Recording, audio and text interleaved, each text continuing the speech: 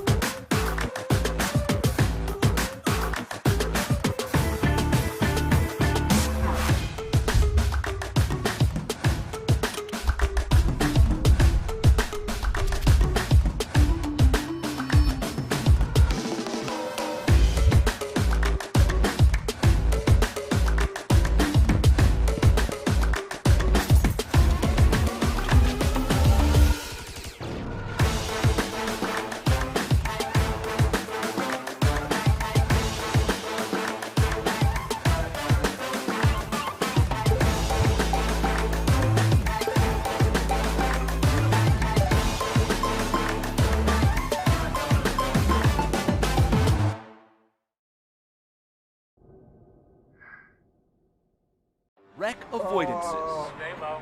Eat high, stay low. Daring passes. Oh, you're gonna get it. Silly jumps. Oh my god, a drive-through. The thrill of victory. They're against the wall. Good one, Mark. Stay low. And the occasional mishap. My sim crashed. This is the DMLC Racing Channel. A new beginning with familiar faces. For the first time, Lionheart is going back to its roots. 18 races to determine who is the best and the most exciting form of auto racing on the planet. 200-mile-an-hour Indy cars, inches from disaster or glory. There can only be one inaugural champion, whose name will be etched into the Lionheart history books. Find out next. The Lionheart Speedway Series, presented by DMLC Racing Channel, starts now.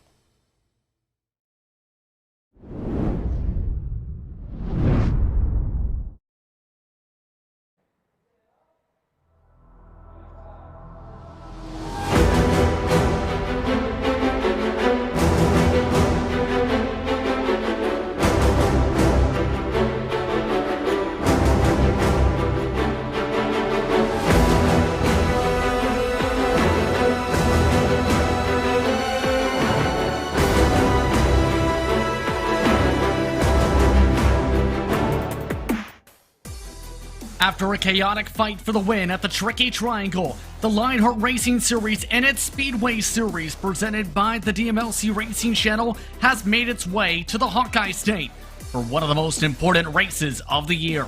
Robert Malechka III has opened the eyes of his competitors after scoring back-to-back wins. Despite missing several rounds, the factory-backed driver sits just 59 points back of field charger Barrett Rolfe. Now, with the pressure on to perform, can he try and come away with the W at Iowa Speedway, or will his championship hopes get lost in the cornfields? We're about to find out. This is the GRAAFix eSports 175 at Iowa, presented by Midwest Simulations. Hello everyone, and welcome to RaceSpotTV and ESTV's coverage of the Lionheart Racing Series, powered by HyperX, makers of premier gaming gear like the legendary ultra-comfortable Cloud line of gaming headsets. Whatever you play, however you play, HyperX knows we're all gamers. For more information on HyperX products, visit hyperxgaming.com, and don't forget to use the promo code LionHRT15 for 15% off orders. My name is Justin Prince. Alongside of the booth tonight is Andrew Kinsella for today's coverage with Arjuna Kankipati in the producer's seat. You can follow along with live time and scoring thanks to our partners at ATVO by going to RaceSpotTV/Indy to follow along with your favorite teams and drivers in the virtual world of motorsport. On that note, let's dive straight into our Sim Experience Countdown to Green as we get ready for Iowa Week. Both the Speedway Series and the IndyCar Series are coming to Iowa Speedway for action, but for the Speedway side, the pressure is on. Just 5 races to go, and now it's the matter of who can conquer this track, Andrew. Absolutely. This is a huge challenge for all of our championship hopefuls today, Justin. We have a very tricky track, a very tough ask for most of these guys here today. And what you need to do here at a track like Iowa is you need to have a lot of patience. I've talked about this at a few races before, but at a short track like this, Iowa Speedway, very quick laps, lots of patience, and working traffic is going to be very, very key. Let's take a look at how things have turned into the driver's standings. As mentioned, Barrett Rolfe is at the top of the standings, presented by the DMLC Racing Channel. But things, keep in mind, are fairly tight, and this includes the drop week so far.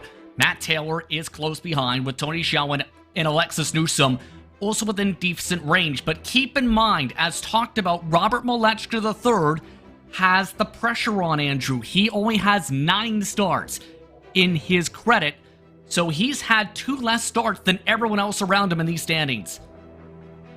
Yeah, Robert Malechka, he's behind the 8 ball, but he is not letting his foot off the throttle. As you mentioned, he was the winner last time out, and he is full speed ahead, trying to get up towards the front of this field with Barrett Rolfe. I think another story, though, is look at that. 5 of the top 6 here are rookies. We have Tony Schowen is the only veteran in and amongst that top 6 there that are really the sort of firm favorites for that championship. And I think that's a story that these rookies, as the season have worn on, they've gotten more experience and they are really getting a lot more comfortable and proving to be very tough competition here in the Lionheart Speedway Series. And it's been seen when they've gone to the IndyCar Series as well. Several have been contenders on that side. But taking a look at the team standings presented by HyperX, Adrenaline Motorsports has been at the top of their game all season, Andrew. But Team Race First Red, Factory Backed, and Team Race First Black have all been battling hard in amongst their group as well. Factory Backed, in fact, sliding just 10 points back of Team Race First Red entering today. Yeah, it's been really a tale. I think the Adrenaline Motorsports, they got off to a really strong start, but Race First and Factory Back, they've really stepped up their game here lately, and they've been just slowly chipping away at that lead that Adrenaline Motorsports had. Adrenaline didn't have a very good day at Pocono last time out, and Race First did, and I think that Adrenaline can definitely hang on to this, but they've definitely got to be looking in their rearview mirror and eliminating mistakes and really turning in some of those veteran drives from that lineup of Joe Branch, Tony Schowen, and Chris Stouffer. If they can keep that consistency up, they should be able to close this one out, but it's going to be a tight battle right to the end. And that could come into precedence today. We'll get to the reasons live later on as we look at your rookie standings presented by Butt Kicker. And as talked about, the rookie class has been outstanding. Barrett Rolfe has shown speed all season. He's been able to charge through the pack at tracks you don't expect it. In some cases, going from the 20s to the race lead in just a couple laps. Matt Taylor has showed a lot of improvement in this series. Alexis Newsom has showed great speed, but hasn't had good luck recently. And Robert Malechka, in turn as well, has also been very quick. He almost, in fact, came away with an IndyCar Series victory, was a competitor at Twin Ring Motegi there. But don't forget about the drivers making some late-season charges, like DeGroot, Rigney, and Fowler, who've been gaining some decent amounts of momentum in the past few months. Absolutely, this rookie race is still wide open, just like the championship. As you mentioned, Barrett Rolfe, I think you talked about this at the end of the Pocono race there, Justin. Barrett Rolfe really needs to get a good qualifying effort in, especially at a place like Iowa. This is the type of track where anything can happen, and people are liable to spin, or things can happen right in front of you, and you just can't avoid it. So Barrett Rolfe here today can't afford to be back in the pack like he has been so many times, and this is a potential tripping point for him if he does find himself back there. So look for the better qualifiers, such as Robert Malechka, to possibly be cutting into Barrett Rolfe's lead here at Iowa. To put this into emphasis, Barrett Rolfe's average starting position is in the 18s this season. Not what you expect from your points leader. But on that note, let's take a look at your series details tonight, presented by Minus 273. Minus 273 is the premier name in karting gloves. Streaming gloves are super lightweight and durable, made of breathable high spandex. Whether you're a kart or sim racer, Minus 273 gives you the control to reach victory lane. For more information on Minus 273's full line of gloves and apparel, visit minus273.biz. Don't forget to also use the promo code Minus 273 LHRS15 for 15% off orders. And as throughout the season, drivers have to rely a lot on their hands and feet with the Dallara DW12, because even with custom fix setups, you do not have the in-car tools. And turn to you, Andrew, because you are the setup master when it comes to the Lionheart Racing Series. What will drivers be feeling with those custom fix setups today? Yeah, so the setups today, I think, have a fair bit of downforce in them. So what you're going to see is there's going to be a lot of close racing, a lot of side-by-side action. It's going to be tough for people, though, to actually get that pass done. And I think that getting the pass done cleanly, not drifting up out of your lane, that's going to be very, very key for these guys. They're going to have to be on and off the throttle at both ends of the corners, especially in traffic, just to make sure that they're getting around this corner and this track safely. It's going to be a difficult race, but I think it's going to be a very entertaining race with a lot of coming and going, a lot of strategy. And this should be some great action here tonight, Justin. I'm curious to see how this could fare out as well. This is a track over the past few years in particular. Remember the Retro Series race as well here earlier in 2021 being very difficult to pass at. But for 7 races in 6 years with the DW12 within the Hawkeye State for the Lionheart Series, in particular when it was the IndyCar Series, they had 7 different winners, Andrew. And for a lot of those races, they've been pretty intriguing. They've never finished under caution, and the closest margin, just a 10th, the largest, just above a second. Yeah, this is a track that breeds unpredictability, Justin.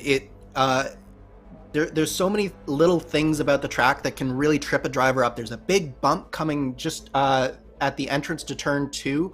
That can upset the car if you're on the bottom lane. The pit entrance and exit here is very, very tricky. There's a lot of opportunities for cautions to come at inopportune times, but at the same time, those cautions can sort of mix up the field and put people where they're not necessarily comfortable being, and it creates a lot of action, a lot of people coming and going, and I think that we're in for a fantastic race. And you should know as well, you've won here in IndyCar Series action, although it was with the current chassis, the Dallara IR18, back in Season 8. And that was amongst those and the first overall in Iowa's history for that series under caution. Every other race was with the DW12 and did not finish under the yellow. But drivers are getting ready for the midst of qualifying. It is late evening in sim time, is just past 9 o'clock, and it's worth noting that there are a couple drivers who are not going to be able to qualify tonight. They will have end of longest line penalties they will have to serve here at Iowa Speedway. That's Christopher Kresge for avoidable contact, his first of the season. Nick DeGroot was involved in that massive pileup on lap 66 involving Brian Beard and Luis Gonzalez Nunez. That's seen him with his first avoidable contact of the year. While Chris Fowler, that's the big one. After all the momentum built up for about 2 months straight, with all the good luck going his way, Andrew, he's secured his first AC of the season. He'll have to start him back after making contact with Benzie. Yeah, it's really unfortunate for Chris Fowler. He did post a really good finish at Pocono, but as you mentioned, he does have that end-of-line penalty, and it's going to make it very difficult here at Iowa Speedway. It's a very short track, less than a mile long, so with 30 cars on the track, it's going to mean that he's going to actually end up starting a substantially a substantial amount of the track behind the leaders come this green flag. So he's got a lot of work to do in front of him.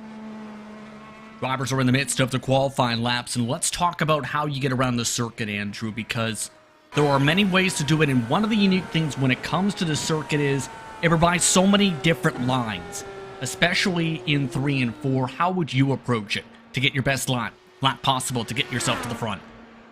Yeah, so not only is there a number of different lines, but the lines also change as the race goes on and as the tires sort of wear out and wear in here. As you can see, Tony Schowen on screen, he's coming around at the very top, and then he's cutting down at the bottom on his qualifying lap here.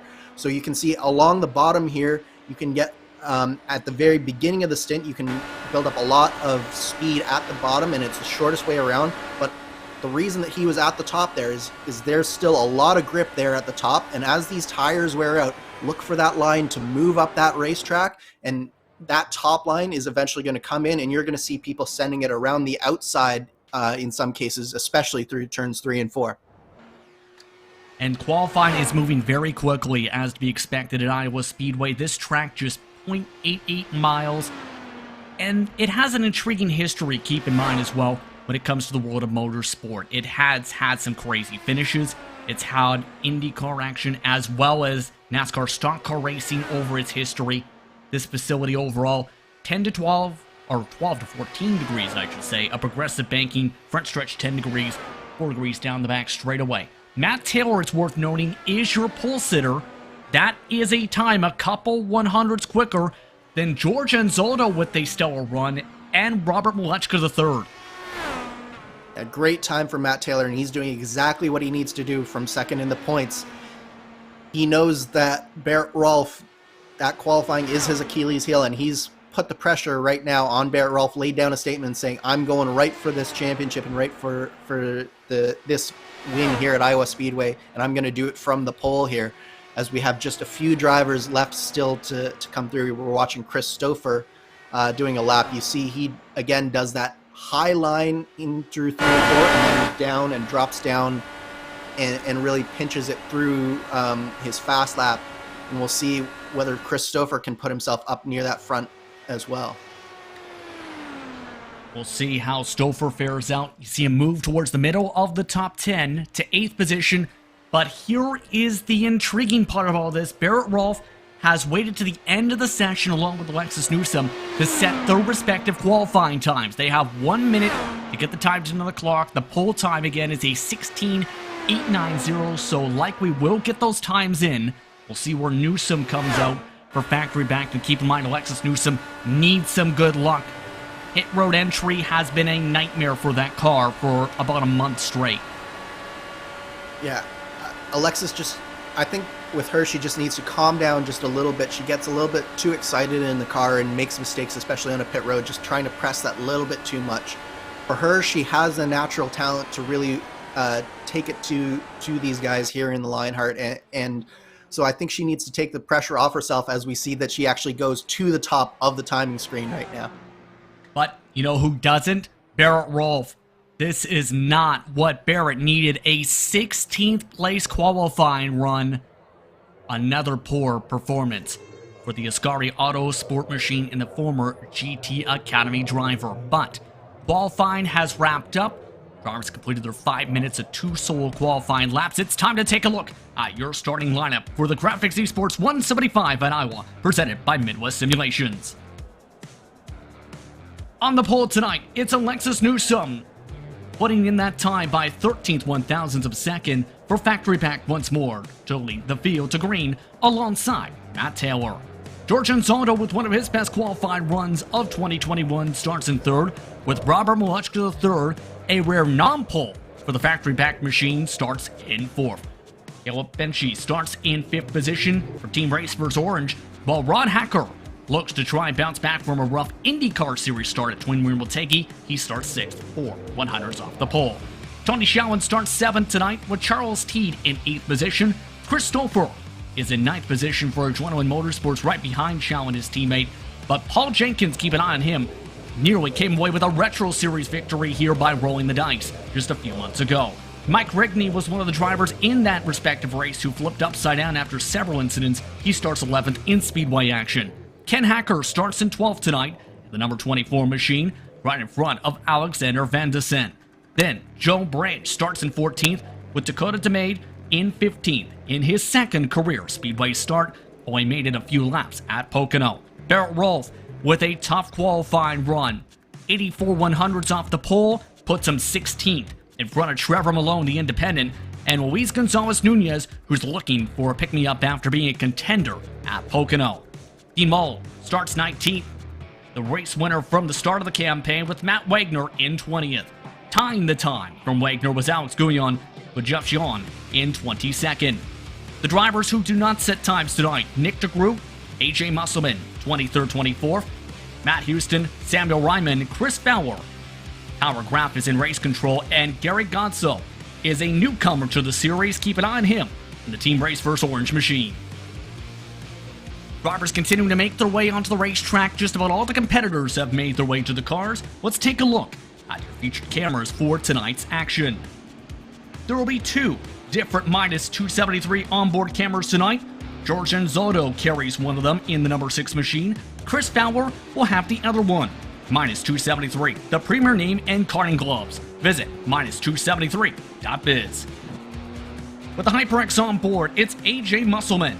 Whatever you play, however you play, HyperX knows we're all gamers, and HyperX is always ready to game. And with the SimSport News onboard camera, it's Mike Rigney. SimSportNews.com, your home for the latest news from the virtual paddock. That's a look at your featured cams we have on board throughout the entire field for this evening's action. 205 laps your distance here from Iowa Speedway. And on that note, Andrew, your keys to victory for tonight if you want to take a victory here in the cornfields. So number one for me, Justin, is that patience that I mentioned earlier. This is going to be a very long race, a lot of laps here, a lot of coming and going. Keeping patient and making your moves when you're comfortable and not trying to force things, that's going to be very key. Staying out of trouble is another key, especially for guys like Barrett Rolfe, Chris Fowler, who are coming from the back. You've got to be able to make sure that you can stay out of trouble, avoid anything that happens in front of you, and keep your nose clean throughout this race. And then finally, the last key to this race is working that strategy. There's going to be a lot of cautions here today. It's a short track. It's going to be a little bit of a brawl out there today. I think that it's going to be a great race, but you have to work that strategy and come out on top through that as well. Competition, commitment, excitement. This is Lionheart, and this is the start of the GRAAFix eSports 175 at Iowa, presented by Midwest Simulations. We're underway from Iowa. And it's 3 wide nearly already for second into turn 1. George Enzotto, not taking any patience there, immediately charges up to second off the jump, as Alexis Newsom will lead lap 1. Great start from George Enzotto. He really stamped his authority on the front of this field right now. Alexis Newsom has gotten a great jump, and George Enzotto and Matt Taylor are mixing it up already, and that is helping Alexis Newsom escape here. It's already very difficult to overcome the clean air from the front of the track, so this fighting in this back pack here is just letting Newsom escape, and this might be a little bit of a strategic error already for some of these drivers. As we see, Robert Malechka has now cycled his way past Matt Taylor and George Enzotto towards the front of the race. Common sight throughout the Lionheart Speedway Series this season. Factory Back has been on a roll, especially Newsom, and Malechka III has seen the 1-2 like this throughout the season. But this is a hornet's nest and a half. These drivers can't get anywhere at this moment. Malechka III trying to battle with Matt Taylor still. Tony Schowen finally gets single file. Now he wants a piece of third position. This is all while Barrett Rolfe, mind you, is already at 5 positions. Yeah, we're definitely seeing that the bottom line is currently the place to be, I think, right now. Tony Schowen and Robert Malechka both made that bottom line work. George Enzotto used the bottom line at the beginning, but then he went up the track. Now he's trapped on that top side. As we see, Barrett Rolfe already back in the pack is starting to make it 3 wide a little bit coming into turn 2. He goes back in line, but this is definitely a hornet's nest right here. These guys have got to settle down just a little bit. It's still very early in this race with only 7 laps complete. Now the battle for second has caused Newsom to already run away by 1.1 seconds. We've seen massive leads before at Iowa in the past in Lionheart competition, not this big, as they settle down in front. You mentioned Barrett Rolfe making it 3 wide, by the way. He just took it 3 wide for 10th. He just bounced off somebody's side pod in the heart of the pack as well. That is Mike Rigney to his outside, as Barrett Rolfe scraped that side pod just about, now getting held up by Ron Hacker, who has lost 4 spots in the craziness. Yeah, Barrett Rolfe is taking a lot of risks. He knows Caution. that with that... Oh, caution. And 2 different incidents. Barrett Rolfe is one of them. The other is Matt Wagner. We're under yellow for the first time tonight, but Barrett Rolfe in a separate incident is demolished. I was just about to say that Barrett Rolfe was taking a lot of risks, and that risk just hasn't paid off for Barrett Rolfe today. He knew that he had to get as far through the field as he could, but that was not a good risk for Barrett Rolfe to take, and that front wing is just destroyed, and he's probably got some more damage elsewhere on his car as well from the looks of it. So again, the trigger for the caution flag was Matt Wagner, and this may be a second trouble point for Chris Fowler in a row. Barrett Rolfe, you seen, was trying to run the bottom. This was just a second after the caution flag came out too for Barrett. Yeah, so unfortunately with Barrett, what happened was he hit that bump in turn 2, and just as he was lifting off the throttle, and that got him loose coming out of the tube. But you see Matt Wagner, that to me, Chris Fowler might be in for a second AC, if I'm going to be quite honest here. Second AC in 2 races, because he was riding very close, and you can't get in the back of someone like that at Iowa Speedway. You can't be running that close, especially that early in the race, if I'm being quite honest here, Justin. Chris Fowler is a good guy, clean racer, but that was not a smart move to be that close to Matt Wagner that early in the race. So tough breaks for those drivers. Wagner, significant damage. Barrett Rolfe still in the pit lane for damage repairs as well.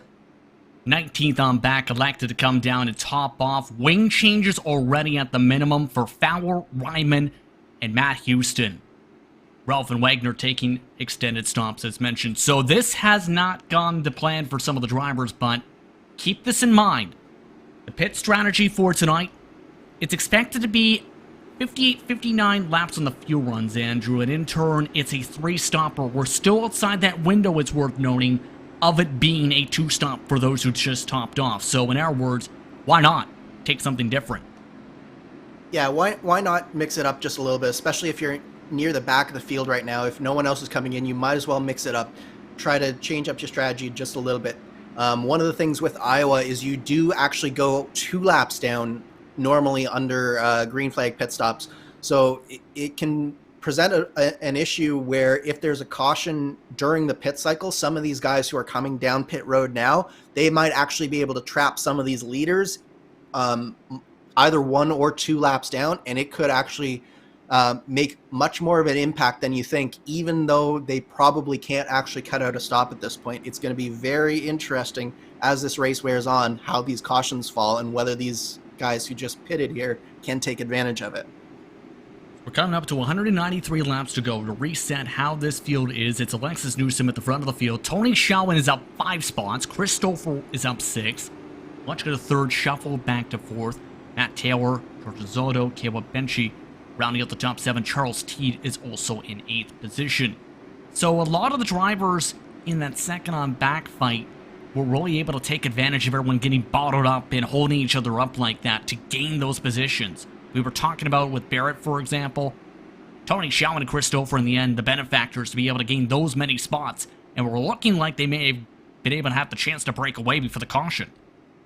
Yeah, the Adrenaline Motorsports pair really went to the front there on that caution, or before that caution, but who this really hurt was Alexis Newsom, who had actually broken the draft to those cars behind her, and now those cars are right back on the back of her car. So Tony Schauwen and Chris Stouffer, they know they can't afford to let Alexis get away on this restart here, and they're going to be all over her as I believe we come to 1 to go with this caution here, Justin. Keep in mind, when it comes to Iowa Speedway, one of the common threads on the iRacing service with this track is this facility is known for its long caution periods, upwards of 5 caution laps per yellow flag. So keep that in mind for some of the strategy later on today, as 2 drivers, make it 3, are rolling the dice to top off some more. AJ Musselman, Gary Gonzo, along with Matt Houston. But these drivers getting ready for the restart here. Now it's the question of, can anyone try and make a pounce on Alexis Newsom with how difficult making a move with the aero push can be? Yeah, I think it's all down to this restart. If Tony Schowen and Christopher can stay in Alexis Newsom's draft, I think that they've got a shot, but it's got to be soon after this restart, but because there's going to be a lot of aero push starting to come in very quickly here. So we'll try this once more. 191 to go this time by Alexis Newsom, goes on pace car. Back on her way from Iowa Speedway, and what a launch for the factory-backed machine. Leads by 5 car lengths. Heading off into the corner. No one able to pounce quite yet amongst the top 10 positions. Fairly calm on the restart.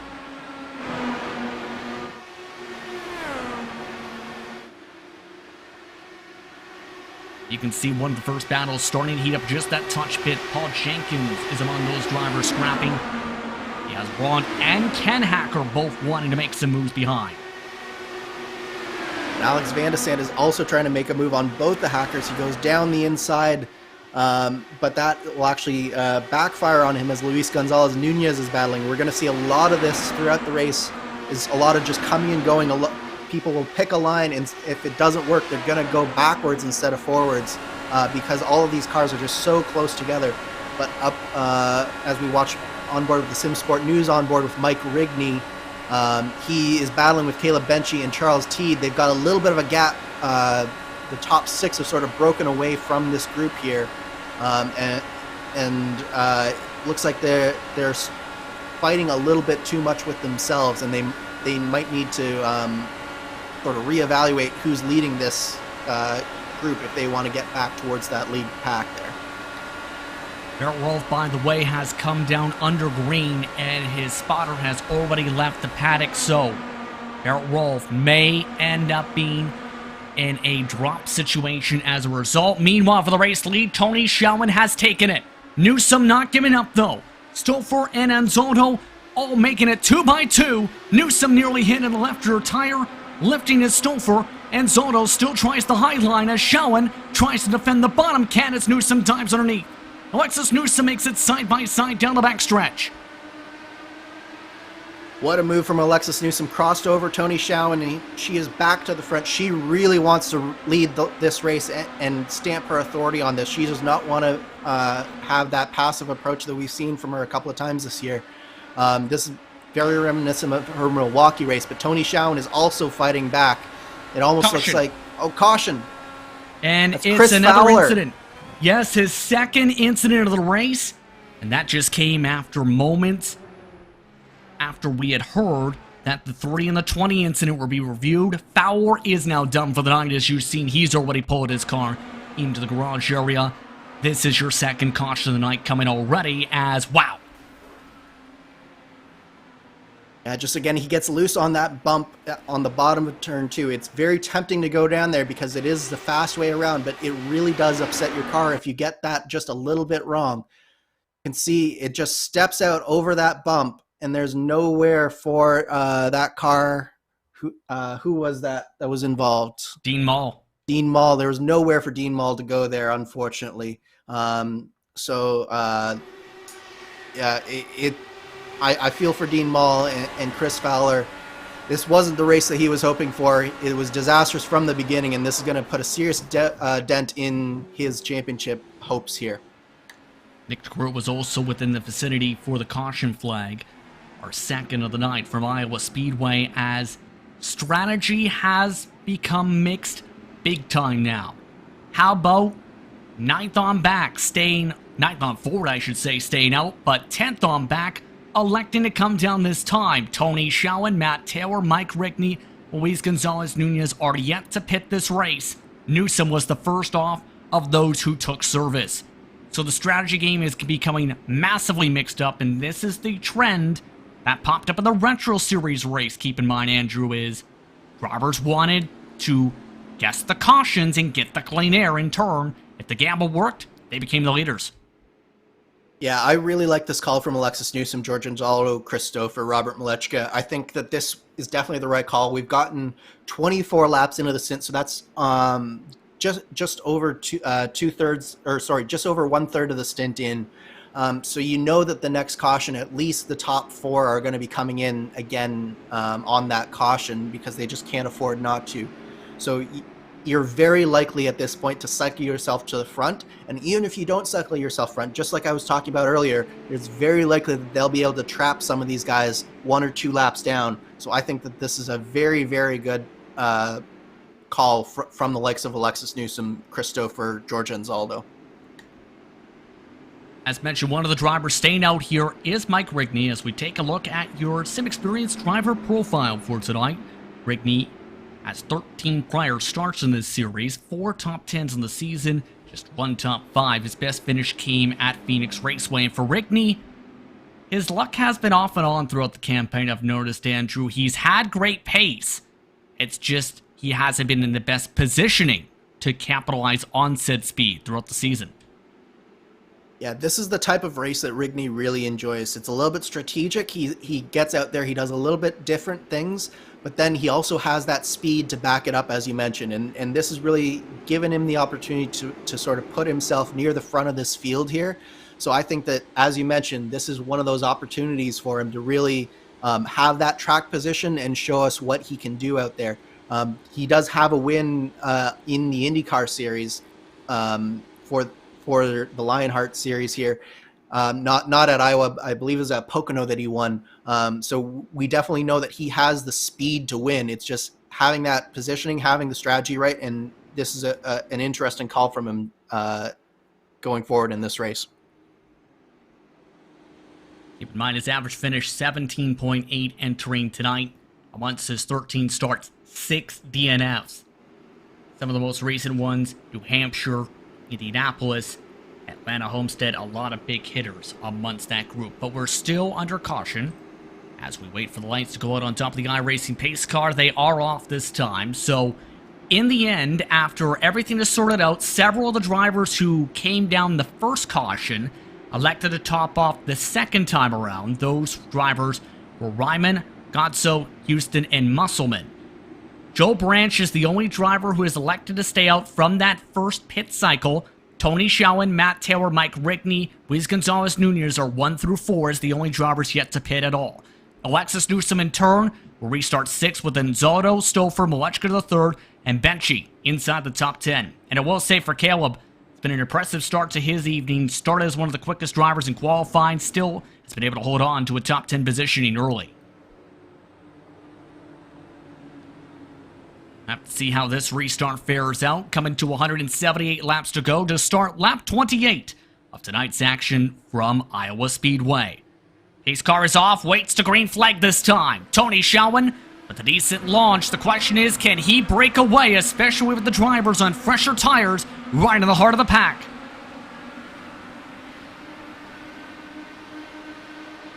For side-by-side fighting between Branch and Nunez. Nunez has already lost the bottom. Alexis Newsom trying to take advantage. How does Newsom play this now in terms of the aggression levels? As Nunez tries to take the second, nearly up to the 3rd line.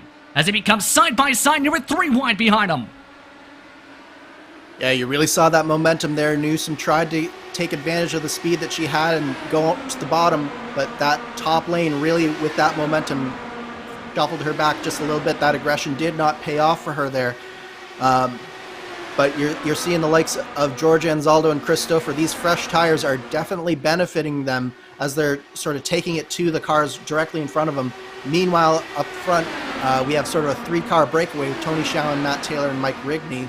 As these cars, Luis Gonzalez Nunez and Joe Branch, are sort of the cork in the bottle, holding up all the cars on fresh tires right now, Justin. That's all as Matt Taylor has taken the race lead, and they're going back and forth with a slide job battle, and that's going to allow everyone to reel back in to the top 3 breakaway. Schowen's back to the point with a slide job through 1 and 2. Matt Taylor now trying to regroup, carrying a lot of that speed from the Retro Series race where he went on a charge, remember, Andrew. He was as far back as the mid-teens in that race, eventually came away with a strong finishing position, nearly coming away with a race victory. Of course, that race was won in part by the magical fuel-saving tree as Joe Branch joins the fight for second. Yeah, it looks like Matt Taylor is now that we're starting to get back into the swing of this stint. His tires are starting to go off just a little bit because he is on those older tires right now. And you're looking at the likes of Joe Branch. He's not necessarily one that is known for coming towards the front of the race this early in the race, but when he has a tire advantage like this, he's really able to take advantage of it. And he's one that I would look forward to just work that strategy. He's always thinking about strategy. I know from personal experience working with him during the race that he's thinking about that strategy even now. So it'll be interesting to see what he can do being this far up in the race this early. Keep in mind, Joe Branch, just a 10-lap difference on his tires compared to Tony Shelman and company. Alexis Newsom is still among the top drivers on those who hit the last caution. The thing is, Chris Stouffer, the car right in front, is that net advantage leader, to the point where Stouffer is diving underneath Mike Rigney for 4th position. Newsom having a bit of chaos right underneath with Nunez and company. Finally gets single file. Wow, the send comes from Chris Stouffer to still try and get along side by side, nearly for 3rd spot as Matt Taylor shuts the door. Yeah, the issue for Newsom and Rigney right now is that, or Newsom especially, is that Rigney and Taylor are very much staying on that outside line, and she's just not able to get that momentum. Stouffer keeps on going down because he's very impatient, and he wants to get to the front and make use of those fresh tires that he has. Newsom is being a little bit more patient here, and she's just staying in line, trying to work that outside line, not falling into the trap of sort of taking that inside line and potentially falling back because you check up your momentum. So it'll be interesting to see over the long run whether it's Newsom or Stouffer here that really gets to the front first. That's why they're fighting so hard. You see that on the side of your screen with the stint lanes, with that even number of 17 laps compared to those who are already approaching 41, 42 laps or so this time by. But it's Shelton still holding on to the point. Joe Branch has settled in. A huge checkup from Taylor. That's going to help Stouffer. Not able to clear on by Foley as Rigney still keeps up the fight in all this. The top 16 is starting to see things split apart a little bit. There is a separation from 14th to 15th of more than a second. Make it 2 seconds already on track. Yeah, Nick DeGroot and Jeff Hassong have just not been cooperating very well, and they've sort of been the cork in the bottle of that big second group. And it's allowed the likes of Caleb Benchy and Alex Van de Sant to just sort of get away from them. That whole first group now is very comfortably in front of this second group as we watch the battle for 9th here. Robert Malecha, Ken Hacker, Charles Teague, and Paul Jenkins, and even back towards the likes of Chris Benchy and Alex Van de Sant. There's a lot of people doing a lot of pretty sketchy things right now. As we see Robert Malecha actually going backwards. Did he hit the wall coming off of 3 there? Or 4 there? Did I see that right? I don't think he hit the wall. He just all of a sudden dropped a ton of speed down the middle of the straightaway. He had a bit of a bobble coming off of turn 4 and was in the midst of 180 miles an hour, then immediately just lifted off.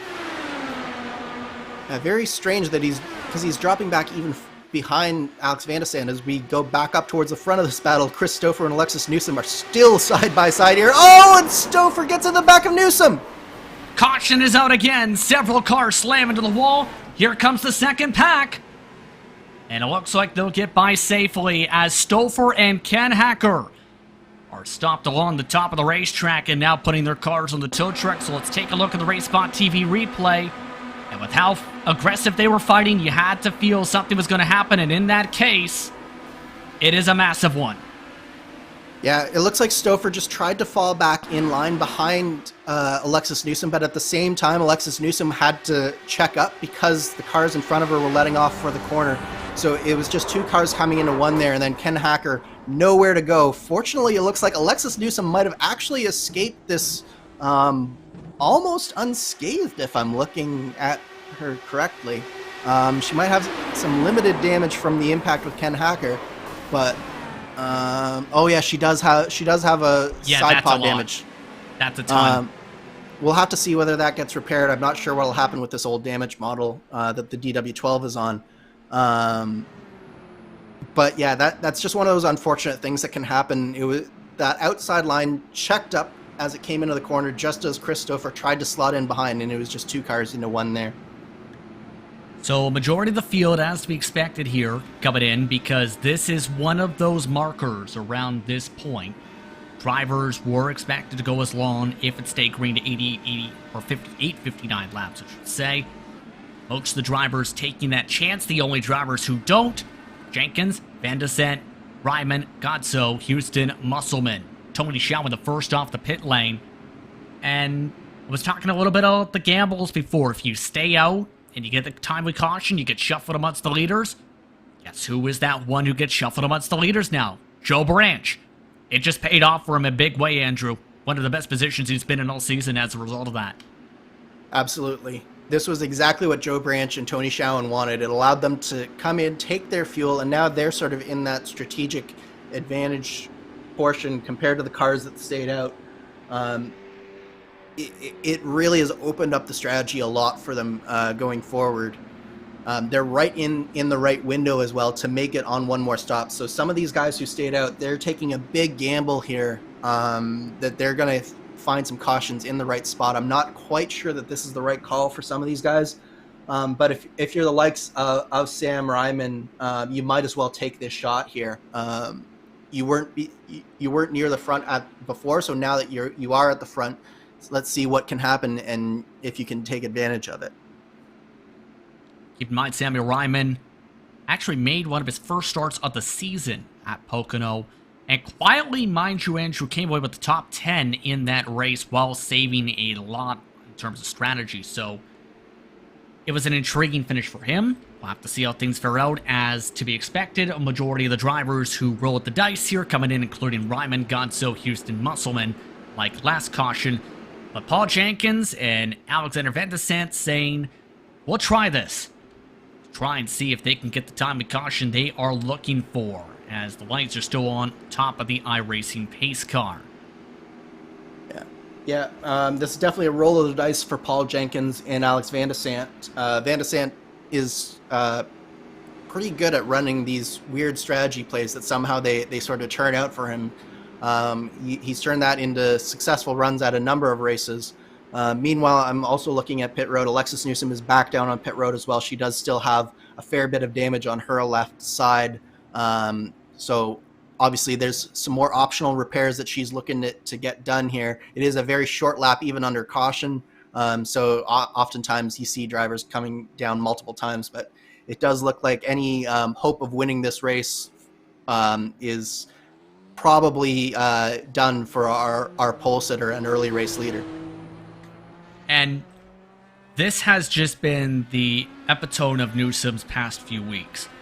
Because for Alexis Newsom, it's been amongst the past 5 races. 22nd, 20th, 4th, 18th, 3rd. At Indy, it was bad luck and pit mistakes. It was Chicagoland, where she made a mistake every single pit entry of that race and or had to take damage repair. At Pocono, a lengthy stop and some mistakes on pit road, and then a crash.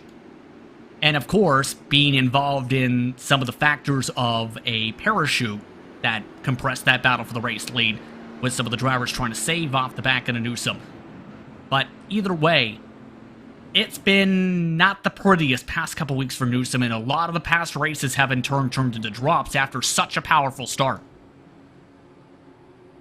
Yeah, it was a strong start, but we're actually going back to green right here, Justin, I believe. Here we go. Paul Jenkins leads the field to green, and we'll see how this fares out for him and Alexander Van de Sant. Tony Schowen, couple car lengths back, single file amongst the top 10 cars off the jump. Newsom is at the back of the line. Keep in mind in 22nd, we'll keep an eye on that in terms of how her pace fares out with that side pod damage. Now the interesting mark again is going to be how this pack compresses, because contrary to how the Retro Series went, where clean air was king, it's been to where there's been a lot of attempts to pass, especially early on in this track. Yeah, The one nice thing about the DW12 is that they do have that much higher downforce short oval package compared to the IR18. And I think you're seeing a lot of the benefit of that here today is that people are able to race side by side with this car at this track. And it's a lot of fun to watch, but there's also a lot of chaos that's going on out on the track as well for these drivers. As we see, Tony Schowen is wasting no time in getting by Alex Van de Sant and going for the lead with Paul Jenkins here. For the race lead, Tony Schowen quickly trying to peel it away from Jenkins. Jenkins not making it easy. For 1 second between 4th and 5th position already. That's how far back they've dropped with this scrapping. Zawell Joe Branch now tries to follow his teammate underneath. Trying to take away 2nd position. Gets 2nd at the stripe. Isn't fully clear yet. And that has allowed everyone to come back in that 1 second. Yeah, Joe Branch and Tony Schowen clearly want to lead here. They want to sort of control the race with the Adrenaline Motorsports cars 1-2 now. It's a little bit of a departure from what I normally see from Joe Branch being up this far, but I think he's really liking it and he's really taking advantage of it. That being said, George Anzaldo has gotten himself to the front of this 2nd pack here. They're just outside of draft range right now. It'll be interesting to see whether Anzaldo and Nunez can work together to get back towards the front, or whether they'll start fighting again and they'll be dropped entirely. Newsom has now dropped to the apron. Meanwhile, that's the car that they're zipping by now on that bottom of the racetrack. So Newsom is now off the lead lap as a result of that damage. See the swapping still. Nunez defending hard to the bottom through 1 and 2. Here comes George Anzaldo with the -273 on board. The swap draft right on back.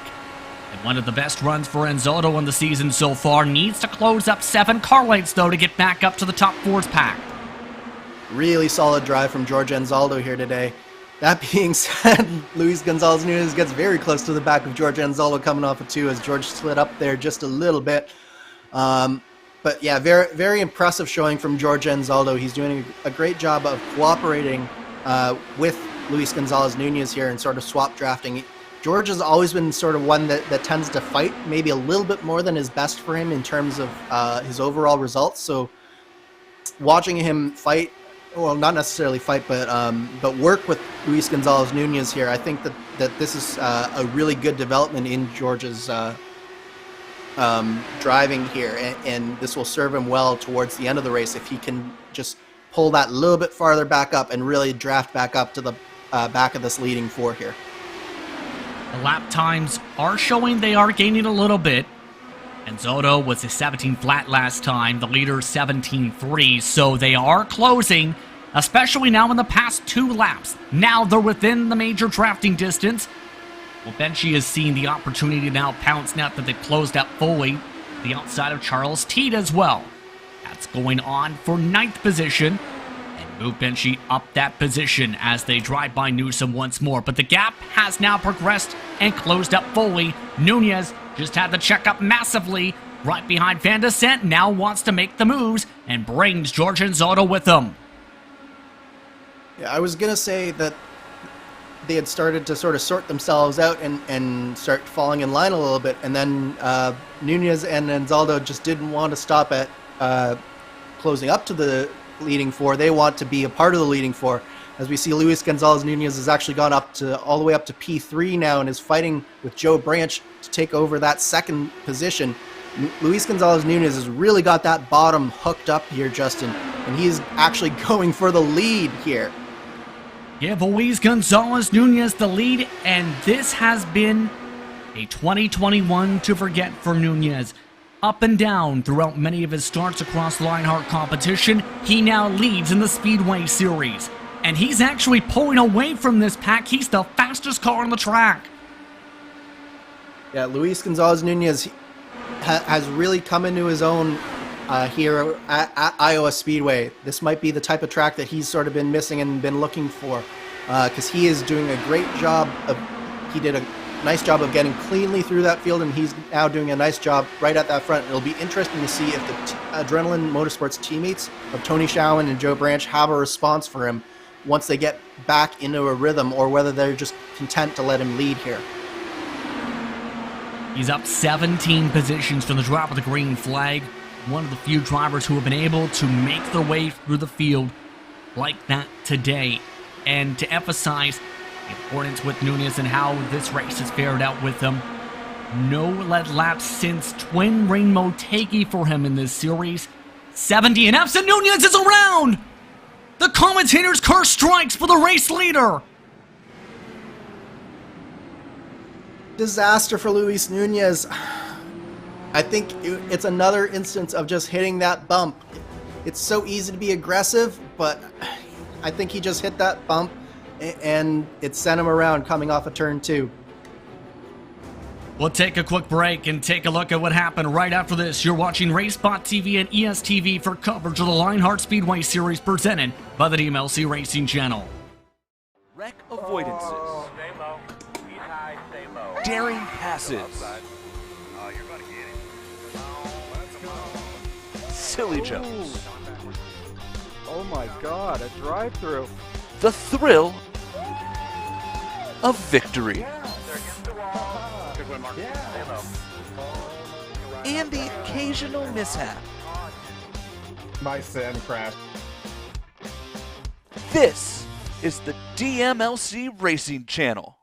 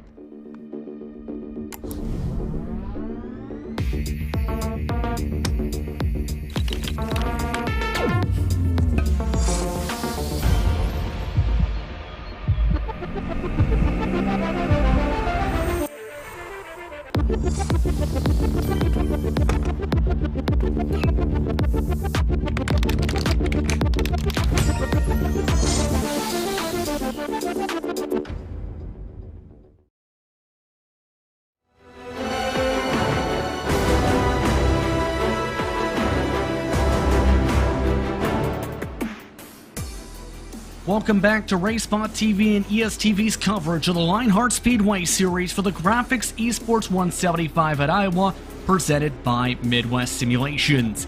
Justin Prince and Drew Kinsella with you with our June Kankipati in the producer's seat. And the last caution flag is the epitome of Luis Gonzalez Nunez's season. A spin from the race lead for Gonzalez Nunez, another victim of the bumps out of 2. Yeah, Justin, it's really, really unfortunate. There's this tunnel that comes in underneath to get into the infield, and it creates this bump. And as you can see right here, he hits the bump, and it just starts to slide, and it's so hard to catch it at that point. He does manage to expertly keep it off the wall there, and it does look like he's avoided taking major damage there. He might have gotten a little front wing damage, and Tony Schowen might have also gotten a little bit of front wing damage there. But it looks like both Schowen and Nunez did escape the majority of the damage there, which was very, very lucky. But it's one of those things that Iowa, you are pushing so hard to especially as the leader, to stay down there and stay close to the bottom and be as fast as possible. But then you run that risk of hitting that bump just a little bit wrong, and once you start sliding, it's very, very difficult to save it. Also of note, under this caution as well, there was a massive checkup from Nunez and was ran into the back end of by Alexis Newsom to add even more damage to the factory back machine. This is all while just one driver has stayed out under the caution period for this restart this time. Dakota DeMade, first led laps in this series. Your pressure is now on. This is now where the rookie stripes are now tested here for the race first driver. Yeah, this will be trial by fire for Dakota DeMade as we come back to green here, Justin. iRacing pace car coming off this time by everybody else has come down to pit. 127 laps to go. Green flag is out. We're back on our way.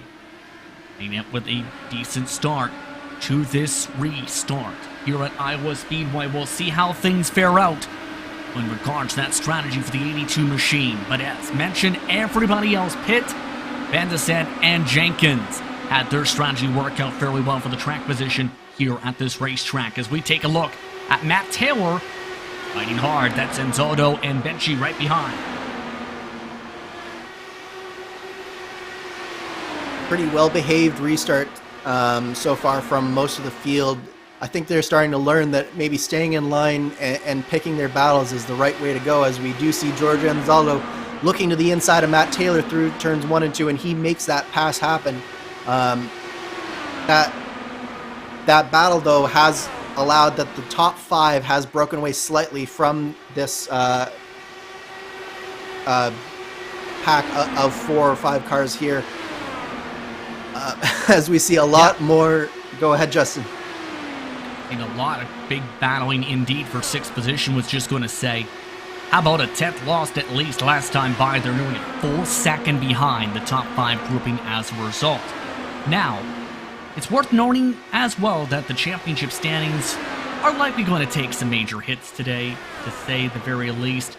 We'll have to see how things fare out, especially once the drops are factored in. Here is the live point standings, and that is a major swing if that sticks the way it's at based on those numbers. Absolutely. Tony Schowen somehow finds his way all the way up to the front of this fight for the championship. But look at how close it becomes between Tony Schowen, Matt Taylor, and Barrett Rolfe. Rolfe obviously is out of this race and is going to score a very low amount of points. But it really has compressed the top 3 in this championship if it continues this way.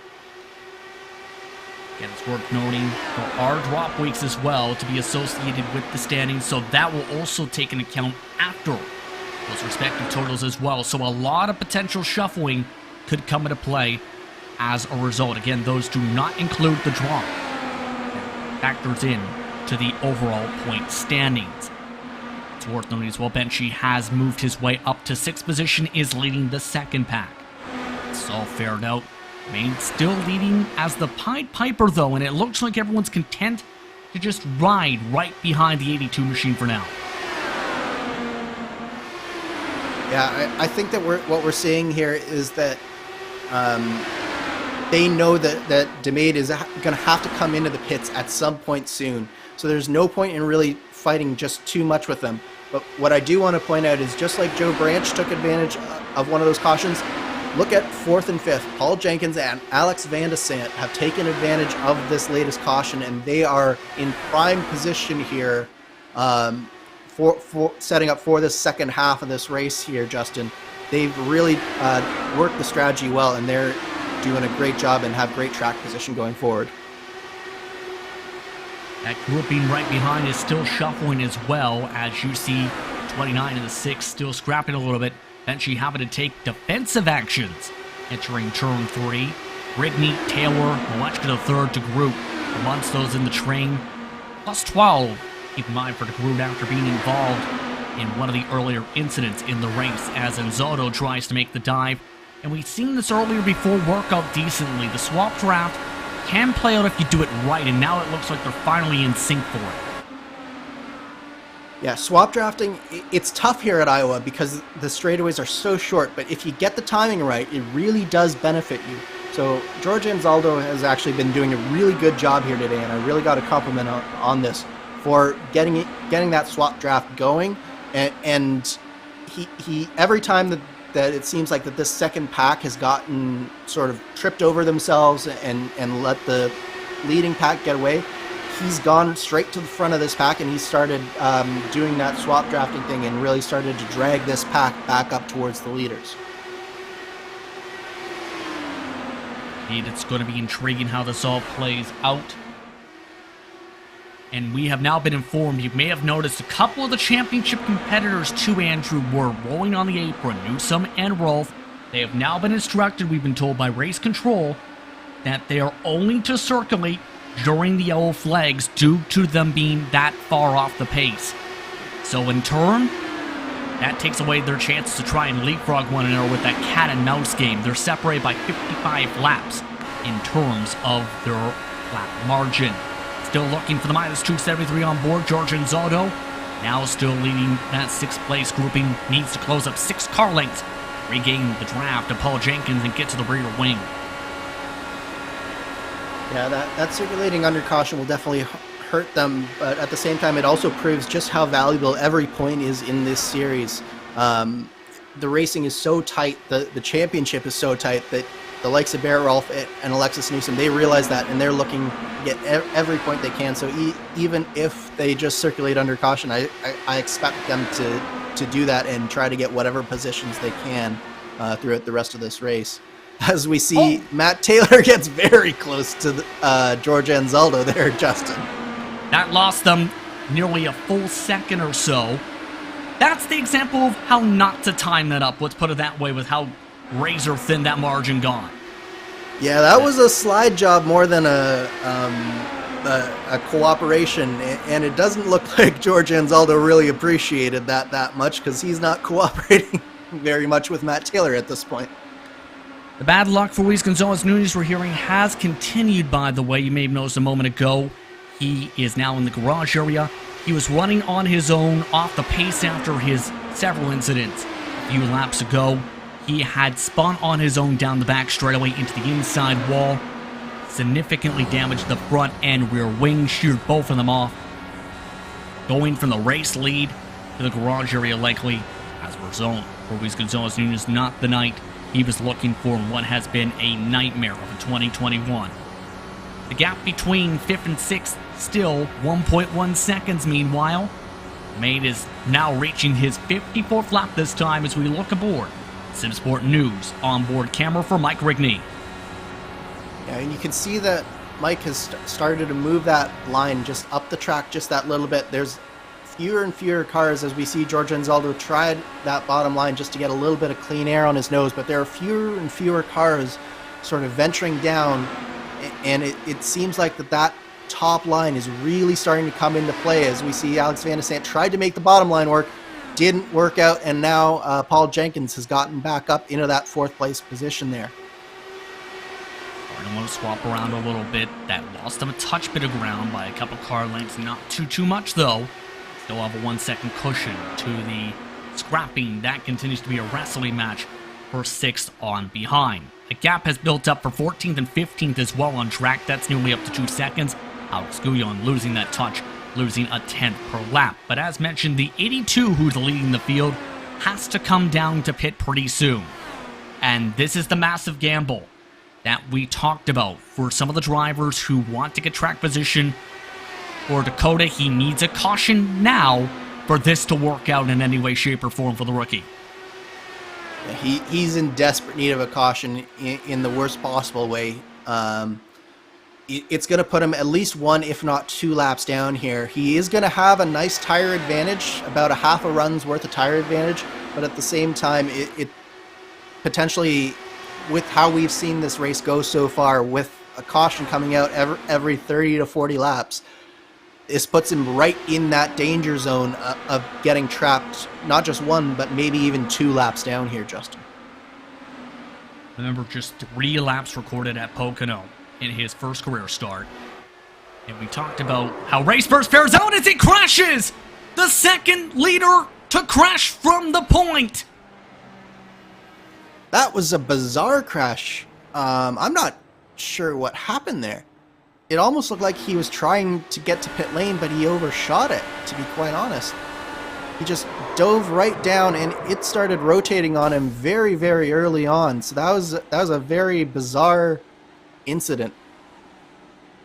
Oh my word. I'm not sure what to think either. That is absolutely stunning. He was at the edge of his pit window, 61 laps.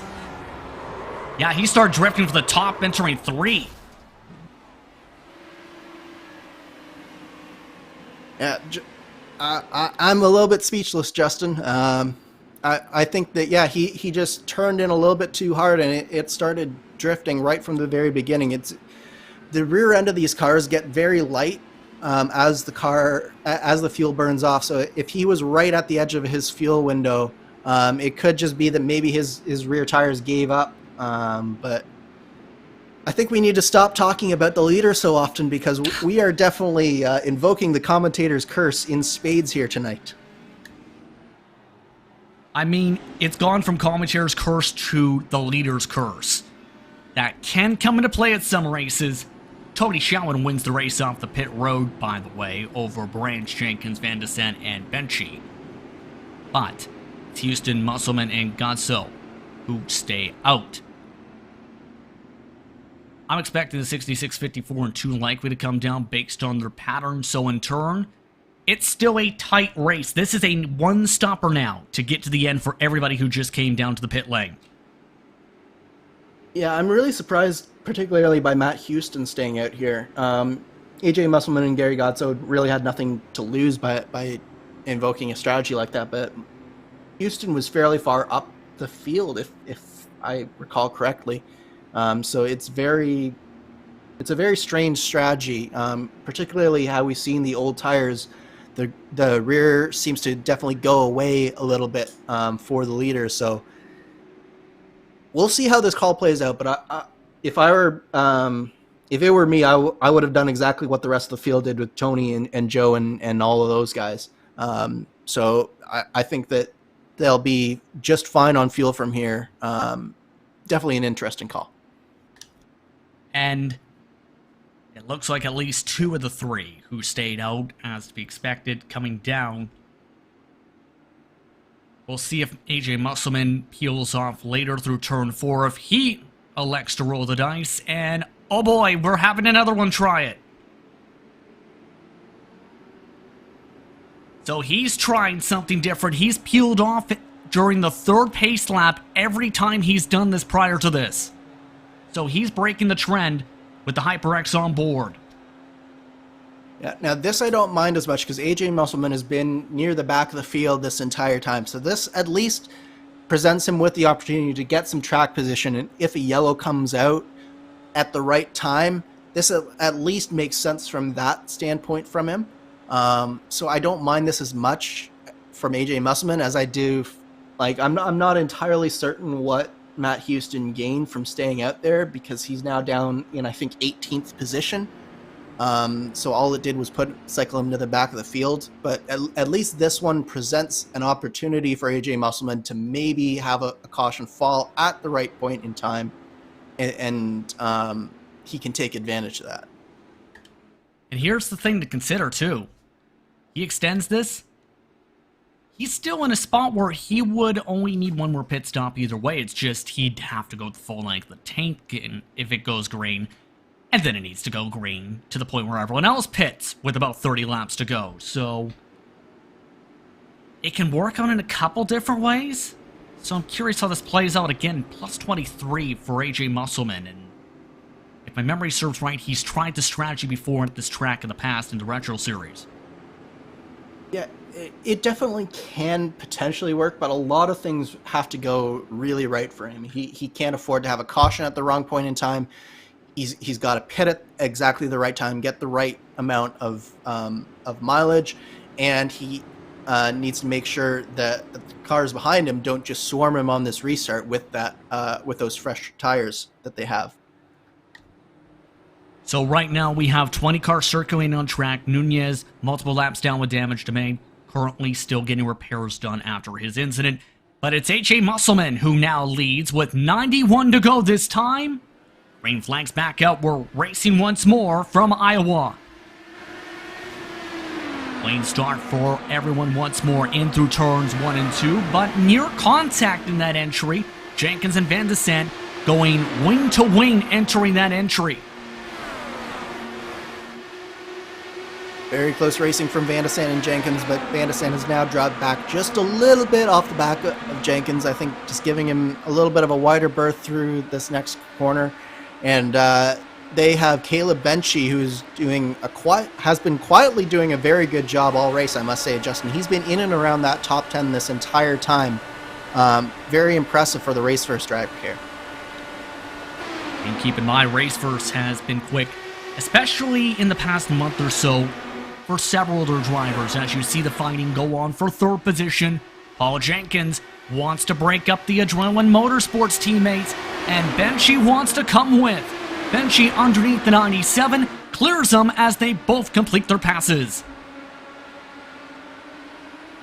Very close stuff here at the front of the field, and we have battles all throughout the field. In fact, his Mike Rigney and George Anzaldo just a little bit further back. They've been going 2 and 3 wide as they tried to work their way up through this field. Again, that break has sort of happened between that top 6 and George Anzaldo and Mike Rigney. It'll be interesting to see as this race goes on if George starts working with him again, or whether they start saying, hey, this race is starting to get on and I can't let you keep leapfrogging me. Is that a concern, though, with this being the consistent point around that mark? As we take a look at what's going on for second on 4. Well, if these drivers keep on going too wide up in front of them, I don't think that they have to be too concerned about these guys escaping at all. It's if these guys in front start getting single file and really start turning in the lap times, that's when Rigney and Anzaldo really have to start worrying and start cooperating more. Right now, though, I think it's a matter of just putting in some laps here for some of these guys. There's been some incidents, especially with cars being a little bit too aggressive, being on that low line, being a little too aggressive into corner entry, and then especially over that bump in turn 2 that we've seen. So maybe driving a little bit conservatively here is sort of on the cards for some of these drivers who are left in this race.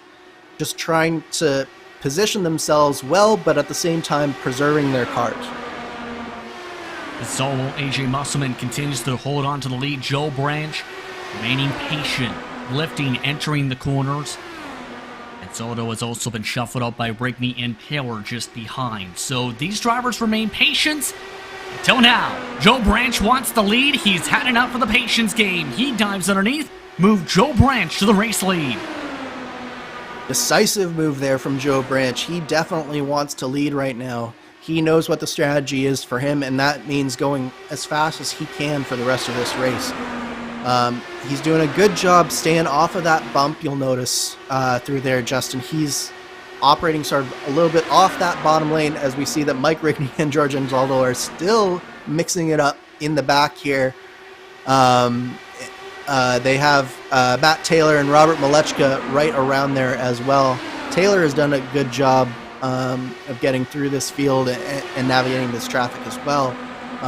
But these guys are starting to drop off just a little bit from Alex Van de Sande in that 6th place. Van de Sande has been able to take advantage of all the shuffling once more, as again, this looks like rush hour traffic on the highway just about, with how these drivers swap. Okay, you go. No, you go. Now I'm gonna go. Now I'm gonna saw off your front wing. I'm gonna respond back by drafting you. It seems like that chess match comes into play with these drivers trying to sort themselves out. They're barely holding on to that 1 second interval, keep in mind. That's so critical to that top 6 as well. Yeah, the only problem is that your competitors in this virtual world can't see you shaking your fist out the side of your car as you go by. Sometimes you wish you could, especially when you get your nose chopped off like Malechka did for Mike Rigney there. As we see, it looks like George Anzaldo and Robert Malechka are starting to do a little bit of swapping now. Now, it's interesting, Malechka has had a very quiet race, I must say, Justin. He did start up near the front, but he's never really been a part of that front group. He's always been part of this sort of teetering on the edge of the top 10, so it'll be interesting to see if he's been saving his car just a little bit. And now that the race has started to come on, it looks like he's interested in really starting to press just that little bit more. They are now closing back up at a rapid rate now, in part because they're fighting side by side for the 5th position as well. San and Benchy side by side. That's going to allow Enzado for a hard charge to close up. The 97 gets side by side with the Airlex machine of Paul Jenkins as well. Keep in mind, AJ Musselman has to pit soon as there's a bit of contact. Tire-to-tire rubbage there. They're able to hold on for the time being for fourth. Really close stuff from Alex Van de Sant and Paul Jenkins there. It's one of those things where as the tires wear off on the run, you start to drift up just that little bit more and more as you see George Anzaldo has now entered the fray here right behind Caleb Benchy. He has bridged that gap, and it is now no longer a front 6. It is a front 13 or 14 cars now, all in one pack. As this is about to get a little bit spicy, I think, here, Justin, as some of these cars who have had the momentum are trying to get through this field now. The interesting mark is, how do you pit if you're AJ Musselman? There's not a lot of space to peel off the racetrack right now. Let's put it that way. Near contact for third. Tony Schauer nearly hit from behind by Van de Sant. That's why Jenkins now dives underneath as a result for fourth.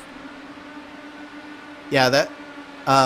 As to the pitting, this is where the communication becomes so key. One of the nice things about virtual racing and iRacing is that you can communicate with the drivers around you and let them know your intentions. Lionheart has further made a decree that you have to pit off of turn 3 here, so it does make for a little bit of a less chaotic pit entry, but it still can be fairly hair-raising at times, especially trying to get around the apron and get down to the pit lane speed. So it'll be very interesting. They are going 3 wide all over the place in the back here, though, Justin, and these guys, they were calm for a little bit, but they're no longer calm anymore. I mean, Paul Jenkins had a hair-raising moment for 3 wide. That's why he's now shuffled back to 8th position, as he basically got drop-kicked down the pylon as a result of that move. Here comes the pit signal. AJ Musselman dives quickly underneath the O-line of the apron. Nice and safe, no contact. And now, how does everyone else fare out is the big question. 65 laps to go. The rest of the drivers can still go for about another 30 laps before they have to pit for the final time for gas. Yeah, it's going to be... That's a little bit earlier than I wanted to see from AJ Musselman, to be quite honest. It's going to be a stretch for him to make it here. We talked about maybe this would work out if he would be able to actually get into the fuel window. This is right on the edge of that fuel window. It's going to be a stretch for him to go fully to the end here if this goes green. And he needs it to go green if he has any hope of winning this race. So very interesting call to come in this early. See how it works out for the 57 machine. He did lose 2 laps as well as a result of that pit stop, so he needs this race to go green. This is one of the longest runs of the race. Each of the previous longest runs were broken up by the leader crashing. Your contact behind this battle we're seeing on screen, by the way. Near slide job between Taylor and Rigney. This now sees Joe Branch as the Pied Piper meanwhile. And this is what we were kind of possibly expecting. The middle line to be that preferred line, and the clean air is helping, but that dirty air about to be fed from Luis Gonzalez Nunez, who is within 15 car lengths of the leaders now.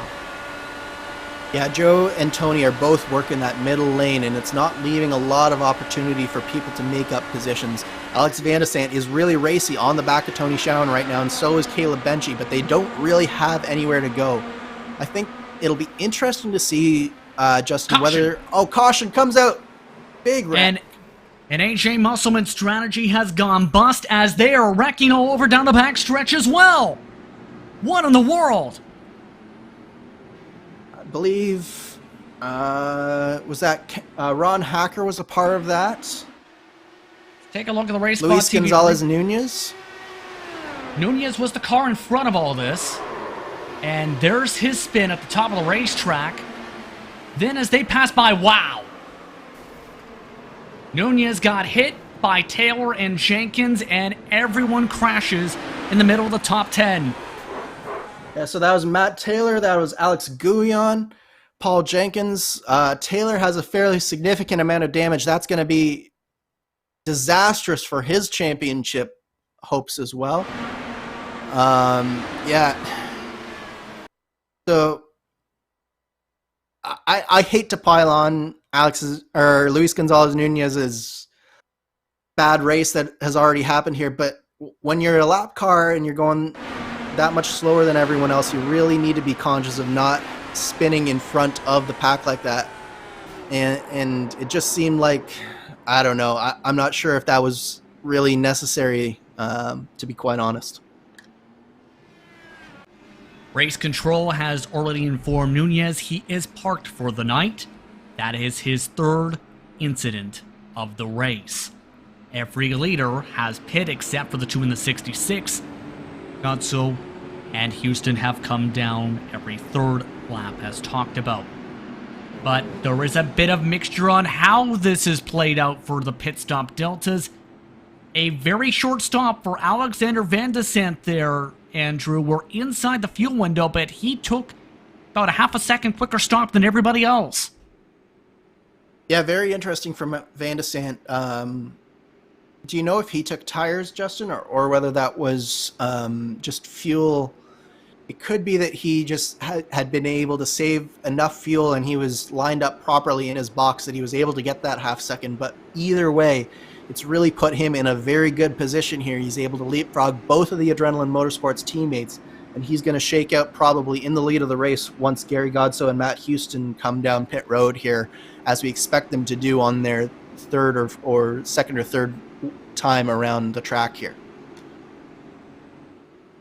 Can confirm he did go on the jacks, by the way, to answer that question. So, for Van de Sant, looking like he's in a great situation. AJ Musselman now has to take a wave. He is expected to stay out, but the problem is, for AJ, he is one lap down. Even with this wave, he needs a lot to go his way, let's put it that way, for the 54 machine.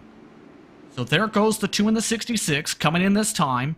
It's Van de Sant, Branch, Schoen, Benchy, and Zodo, Molechka III, Rigney, Teed. Amongst your top drivers, we're down to 17 cars under full power circulating. Alexis Newsom is currently trying to make up laps on the apron as well. So this race could get pretty crazy, if we can even get more crazier than this. Absolutely, Justin, because this is go time for a lot of these drivers, especially the drivers sort of in the back half of the top 10 here. If you've been sort of riding around, maybe saving your stuff, maybe trying to survive and avoid any wrecks, this is the time where everyone is going to say, this is go time. We need to get to the front. So this is going to get crazy here as we come down. I think we have one more lap to go under caution here. Yep. So if you're Joe Branch and Tony Schoen, you're looking to reassert yourself 1-2 at the front and sort of control it as Adrenaline Motorsports. Van de Sant, he's going to be trying to prevent them from doing that at all costs. And then if you're in the back half of the top 10, again, it's go time. So this is going to be a heck of a finish here for these last 55 laps. So the damage report amongst those with significant issues with the caution flag period here this time: Paul Jenkins, Ron Hacker, Matt Taylor, Luis Gonzalez Nunez, several more all getting collected. Alex Guyon had 24 seconds repairs under caution. Matt Houston had a near 15-second stop as well during this circulation. 16 cars in the lead lap. Lights are out on top of the iRacing pace car. And remember, it was at Kentucky where lightning struck for Alexander Van de Sant, was able to stretch the fuel tank to 45 laps twice to be able to make it on fumes to the stripe to win that race. Can he hold on here at Iowa for this one? We'll have to see how things turn out here. 53 to go this time. Green flag is out. We're back underway.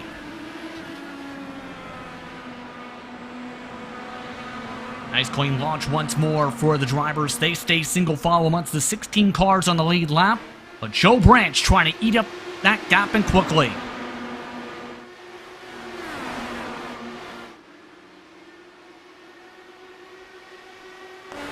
Take a look at the battle going on from behind. You see this is from Van de Sant's viewpoint.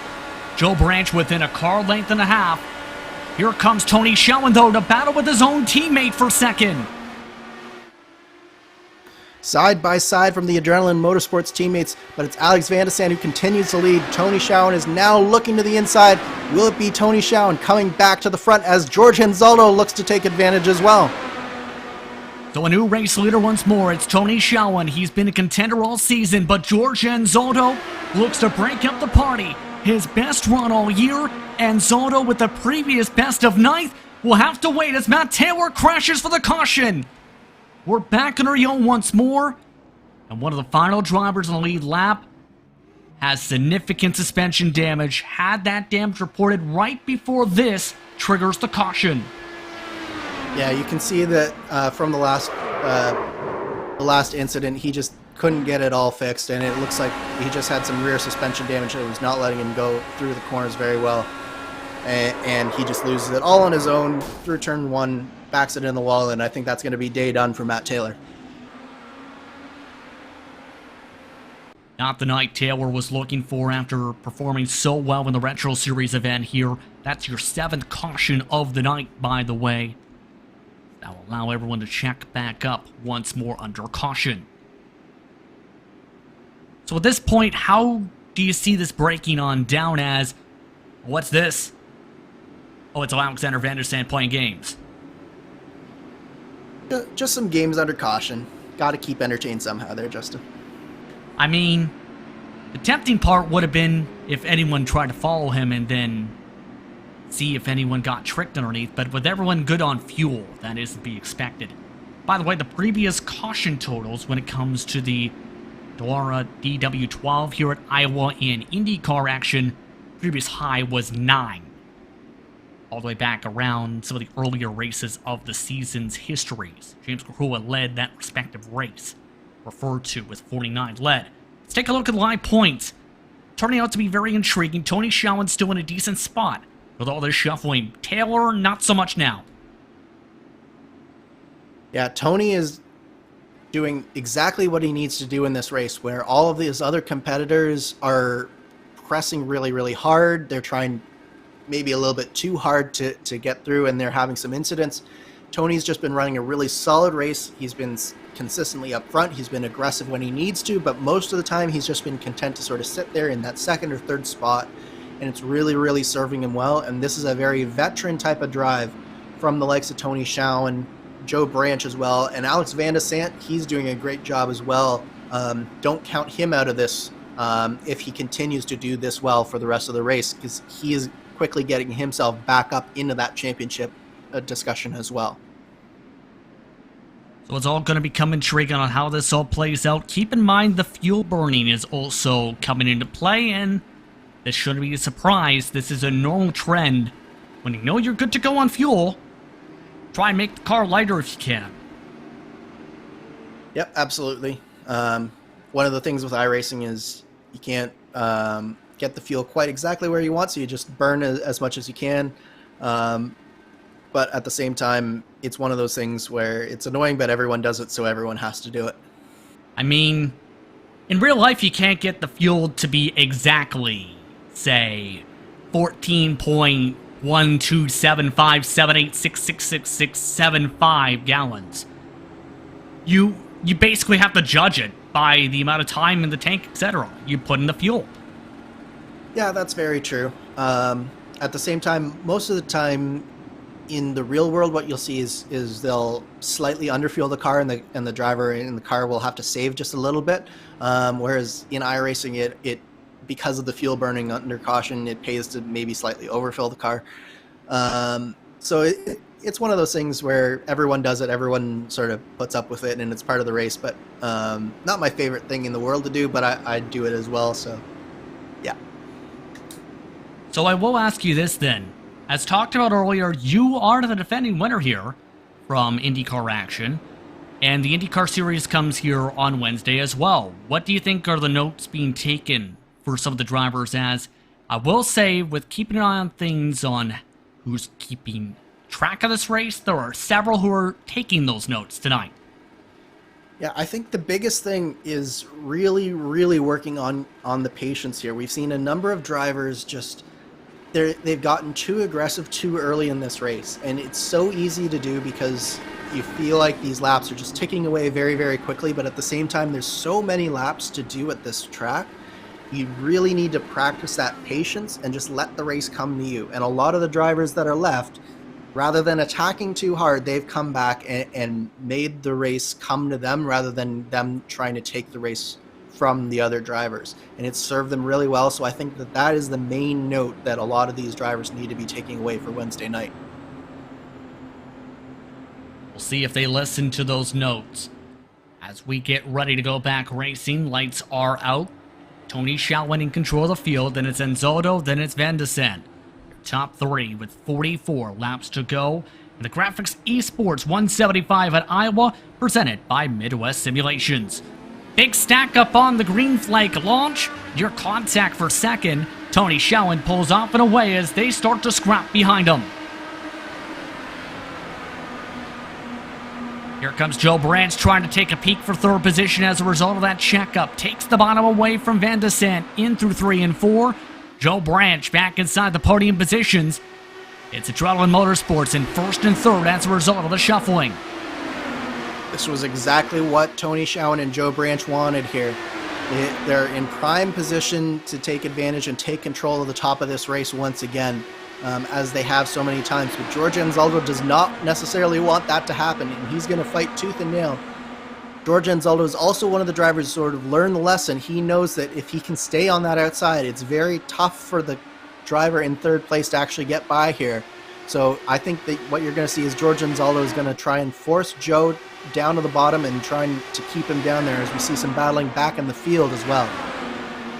Don't forget, Factory Back still has some presence remaining in this race. Molechka the third is up to 5th. Nick DeGroot, we haven't mentioned his name in hours, is up to 6th. All while Tony Schauwen is playing the lines. They were bump drafting last time by down the straightaways.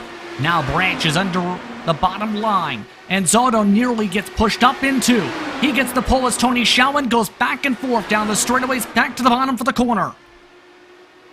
Yeah, Tony's working both sides of the track right now, and even slightly in the middle, you see them spreading out, trying to just get that clean air on those wings, get the maximum amount of grip through the corners. But all of this battling is backing them up just a little bit, and Alex Van de Sande really wants to join this battle, and he's even looking 3 wide here at a couple of points here, Justin.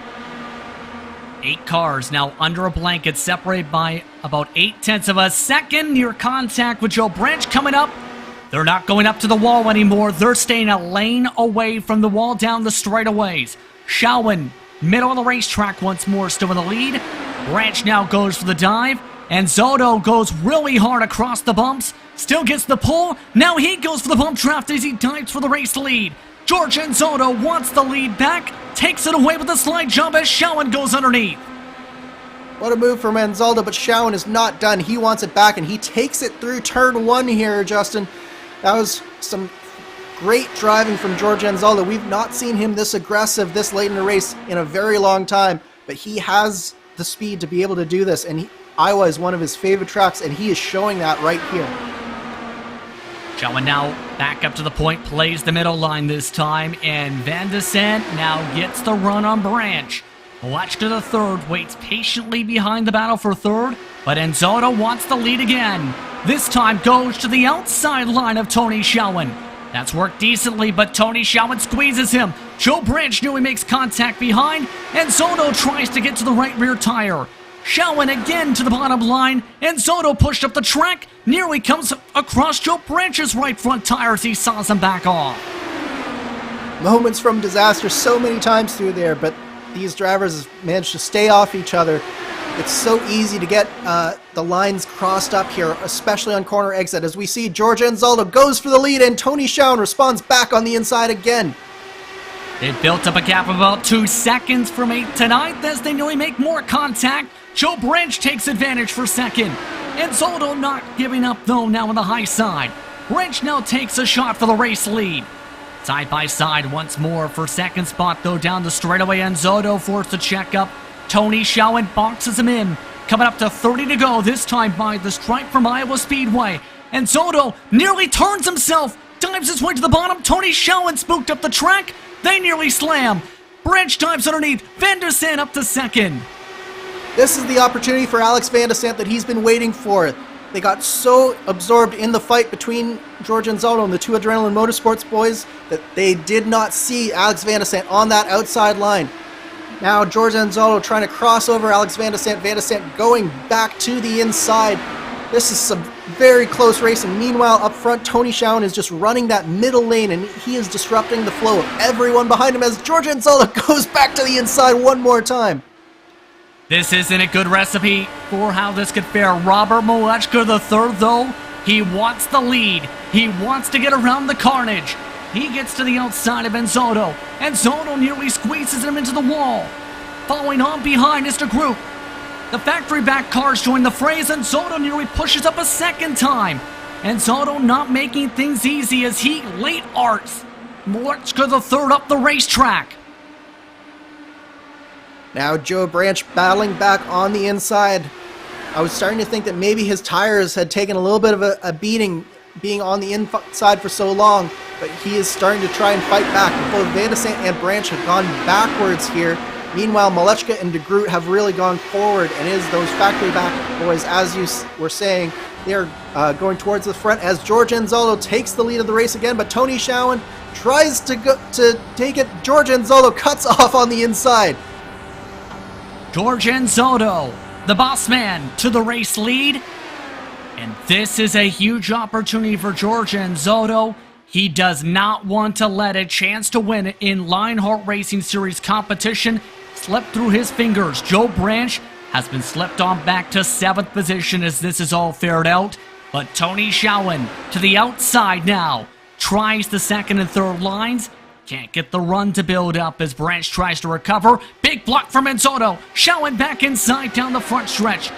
Closing stages to 22 to go. Next time by. The advantage for Schowen here, if there is any advantage, is that he has spent most of this stint up at the very front of this field, whereas George Anzaldo has been back in the field. He's been using up his tires just a little bit more, so Tony might just have that little bit of a tire advantage coming through. But it is very close between these two drivers, and they're starting to put a little bit of a gap from second to third place here, Justin. But for how long will that gap remain? Keep in mind, Molechka III has been riding around the back of that train to group. They're up to third and fourth. How are their tires? Now after having to deal with some of the aero push, but also not making the multiple dives we've seen. Anzaldo defends hard to the yellow line. 20 to go, this time by for the GRAAFix eSports 175 at Iowa. Schowen still waiting for his chance. Everyone else 3/10 back. Yeah, what Schowen is doing here is he's trying to keep up his momentum on the on the high side here. It's very important at Iowa to keep that momentum going, because the only way to get a run here is to have a little bit of a speed difference coming off the corner so that you can really use that draft and then slingshot by the car in front of you. So what Schowen is doing is he's forcing Anzaldo to use up his tires, run low. He's running a nice comfortable line up the track, and he is just setting up George Anzaldo for this run to the green flag as we get, or run to the checkered flag as we get closer to 10 to go here. This has become a barn burner, but Tony Schowen wants to break through the barn. Underneath, 17 to go. Anzaldo nearly claps the wall. Anzaldo nearly claps Schowen back. Tony Schowen takes the point into turn 1. He squeezes up this time. Here comes Molechka III to join the fray. Anzaldo still trying to squeeze hard as Schowen gets clear once more. But here comes factory backed, and they're bringing everyone else with them. Really, really tense stuff, but they're doing a great job of staying off of each other, giving each other just enough space to make this work. George Anzaldo's now taking that roll back from Tony Schowen. Now he's looking to the outside here, just trying to build up the momentum. Tony Schowen is defending to the inside here really, really hard. He does not want to let George Anzaldo get that momentum and get that run. This is very, very tight stuff as he goes to the inside. George Anzaldo slides up in front of Tony Schowen, but Tony Schowen crosses him over. What a move from both of those drivers there. Tony Schowen still able to hold on. 14 to go. Anzaldo driving the race of his life. Inside again. Another slide. Tony Schowen diamonds off. Holds up the momentum. Does Anzaldo. Tony Schowen forced to check up. 13 to go. Unbelievable racing here, Justin. Tony Schowen, he's not thinking anything about the championship right now and how much points that he can gain. He is focused on George Anzalo and trying to find a way to beat the league organizer and league founder here. But George is having none of it. This is a fantastic drive from George Anzaldo. Probably the best drive that I've seen him have in Lionheart, at least since I have been a part of this. This is absolutely fascinating racing to watch. He's won just one Lionheart event in his career. That was in the IndyCar Series. And now he's looking for a second. 10 to go this time by. They're all scrapping behind. But it's Tony Schowen trying to get the run. Oh, wow, they went 2-3 wide at the back of the pack. Yeah, they're scrapping it out at the back of the pack, but the battle that we're watching right here is at the there front. it Tony goes! Schowen, oh no! George Anzalo spins! The whole lead group crashes. Several cars into this safer barrier. Caution is out with 9 to go.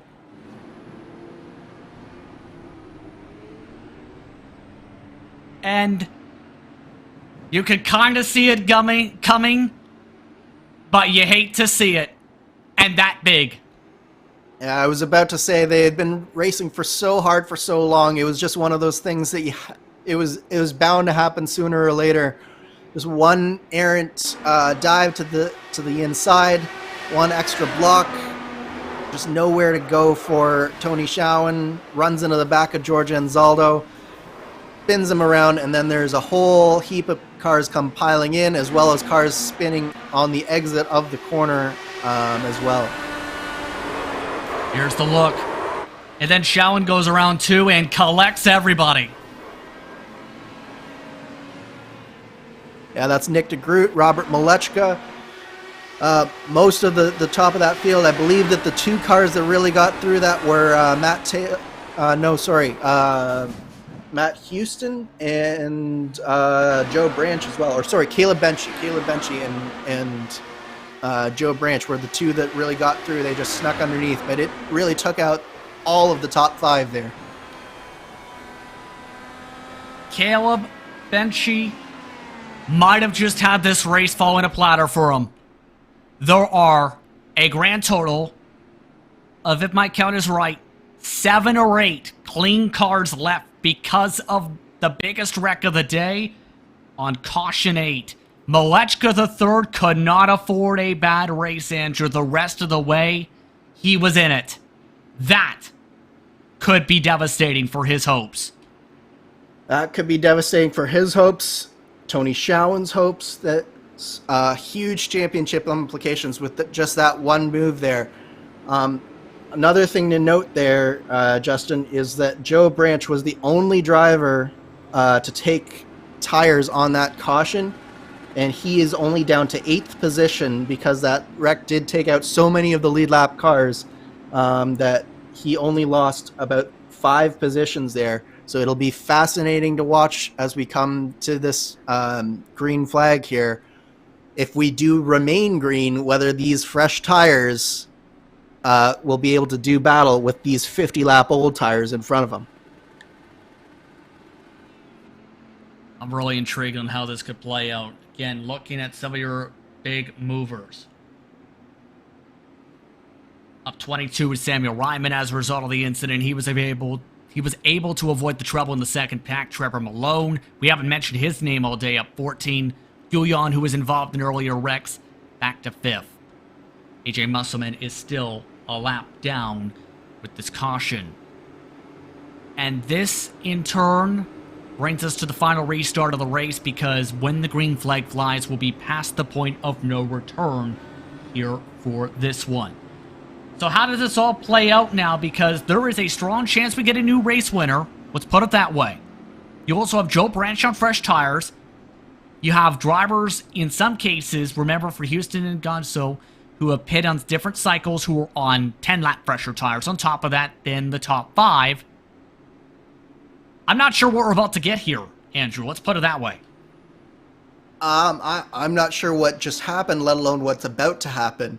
Caleb Benchy, Samuel Ryman, Alex Guyon. What did I say at the top of this race? The number one thing was patience, and patience has brought in a lot of these drivers right to the front of this field. So we'll have to see what happens here, whether that patience will pay off for a lot of these drivers, I think. Looking like a 4-lap shootout as the first-time starter and Guzzo has elected to come on down for fresh tires now. And will sacrifice a couple positions. Alexander Van de Sant was able to get some repairs done. So that brings us up to 9 cars running. On the lead lap, Tony Schowen is running several laps down. But the lights are out. The reset. Caleb Benchy, Charles Teed, Trevor Malone, Samuel Ryman, Alex Guyon, Matt Houston, Joe Branch, Alexander Van de Sant, Gary Guzzo are the drivers on the lead lap. This is not how we were expecting things to fare out, but now, get your popcorn out. The GRAAFix eSports 175 at Iowa, presented by Midwest Simulations, comes down to a 4-lap shootout. iRacing pace car makes its way off. Green flag waits. Big checkup for second on back as off and away goes the race first car.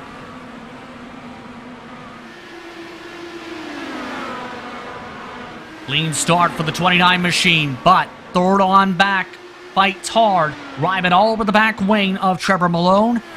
While Caleb tries to run with 3 to go, he has a 5-car length advantage.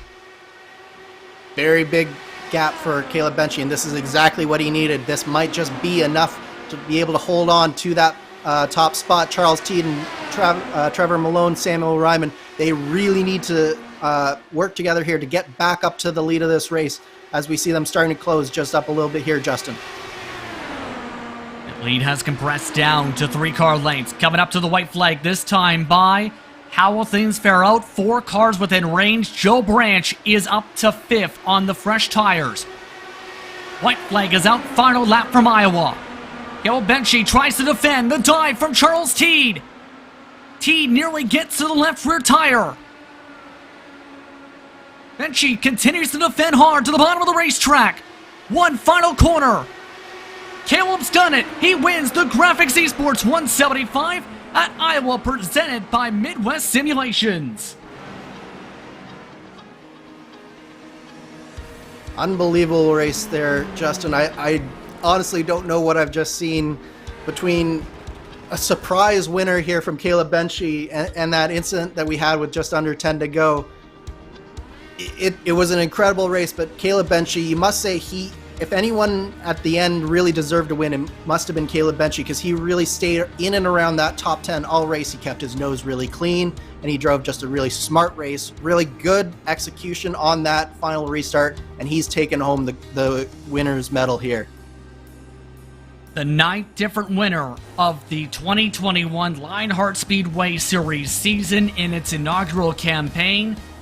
Unbelievable how things fared out tonight here from Iowa Speedway. Let's take a look at your unofficial race results presented by Carnox. As Caleb Benchy comes away with a victory for Team Race First Orange. Charles Teed is the 10th back. Ends up coming in 2nd position with Trevor Malone quietly in 3rd. Samuel Ryman, a strong finish in 4th position with Joe Branch. And his tire gamble not paying off to gain enough time. He did within half a second, though, to the top 5. Alex Guyon, Matt Houston, Gary Guzzo, the last drivers on the lead lap, along with Alexander Van de Sant. AJ Musselman was pinned a lap down after pitting under green flag conditions. 11th went to Tony Schowen. He was driving on the apron coming to the green flag. He finishes 7 laps down in this race. With Robert Malechka III, a huge blow to his chances after missing several rounds early in the campaign. He's involved in the big one. 8 laps down is where he finishes. And what could have been for George Enzotto in line for his best finish of the year, instead it's a 13th for the Synergy Motorsports blue car. Jeff Gion in 14th, DeGroot 15th with Mike Rickney in 16th, also involved in the massive one. Matt Taylor crashed with 50 to go. 17th is where he finishes. Ron Hacker, Paul Jenkins, Luis Gonzalez Nunez round out the top 20. 21st went to Dakota Maid. He at one point was your race leader, but wrecked from the lead. one of several drivers to do so tonight in the leader's curse. Alexis Newsom had a rough go at it tonight. 22nd is where she finishes, with Ken Hacker 23rd. Christopher Barrett Rolfe, a huge blow to his championship hopes for Scotty Autosport in 25th. Then Chris Fowler, Dean Mull, Matt Wagner round out your entrants. Tyler Graf has a lot to discuss from Race Control. Your fastest lap went to Joe Branch in the closing stages. That brings us into our HyperX post-race show. As we take a look at the live points, this does not factor in the drop, keep in mind, but that is a lot of changes. Let's put this into perspective, Andrew. A lot has changed after tonight. A lot has changed, but not as much as we were necessarily expecting. The one thing with that big one near the end is it did take out a number of drivers who were battling, such as Tony Schoen, such as Robert Malechka, that were looking to gain even more on the likes of Barrett Rolfe and Matt Taylor. So if there is one thing that Barrett Rolfe can take as a consolation for this disaster of a race that he had today, it's that most of the rest of the competitors here, barring maybe Alex Van de Sant, who may have just brought himself back into championship contention here, Barrett Rolfe can take a little bit of solace in the fact that everyone in this sort of top 6, top 7, top 8 here did not have a very good day here. So it didn't necessarily end up impacting the championship just as much as we thought, but at the same time, it's created some fascinating scenarios for the races going forward. I'm very intrigued once the drops are factored in how the points are going to shake out too. Again, the HyperX post-race show for the Lionheart Racing Series is powered by HyperX, makers of premier gaming gear like the legendary ultra-comfortable Cloud line of gaming headsets. Whatever you play, however you play, HyperX knows we're all gamers. For more information on HyperX products, visit hyperxgaming.com, and don't forget to use the promo code LionHRT15 for 15% off orders. It's worth noting that Caleb Benchy is currently setting things up for communications in terms of his celebrations from HyperX Victory Lane. Let's take the opportunity to speak with some of the podium finishers. Trevor Malone went from 17th to 3rd. Trevor, you were able to survive the big one as the top 5 all crashed into the corner. Congratulations on your podium finish, first of all. Trevor, how are you feeling? Hey, what's going on, guys? I'm feeling pretty great now. Had a pretty rough season for a while now. Just getting caught up in, other people's mess and such. But I'm glad I got a top 3 finish, at least. That'll help me out in points just a little bit, but I'm having fun. That was great. It was a wild race, to say the very least. What was your approach, though, for tonight? Because we didn't see you really up towards the front until the closing stages. What was that approach? Survive. Literally, that's all. Just don't get caught up in wrecks, slow down as soon as possible, and just survive. I didn't want to, push it this race. I was constantly almost about to spin most of the race, so just trying to survive is probably the best point of this race, if anything. This is your best finish of the season as well. How would you describe the campaign as a whole, now knowing it's your first podium and your best finish since one of the main short tracks of the season, Phoenix? Can I get some more, please? That's the only thing I want. We'll see if you can get some more in the final 4 races of the campaign. Congratulations, Trevor, on the run. Right, appreciate it, guys. See ya. That's Trevor Malone coming home with his best finish of the year, 3rd position. But it's Caleb Benchy who comes away with the victory today. Caleb, you are the 9th different winner this season. How does it feel to win the Speedway Series? Oh, man, it's pretty incredible. Coming in, it's only the 2nd race, so get a win here early is a pretty big deal, so couldn't be more happy for sure.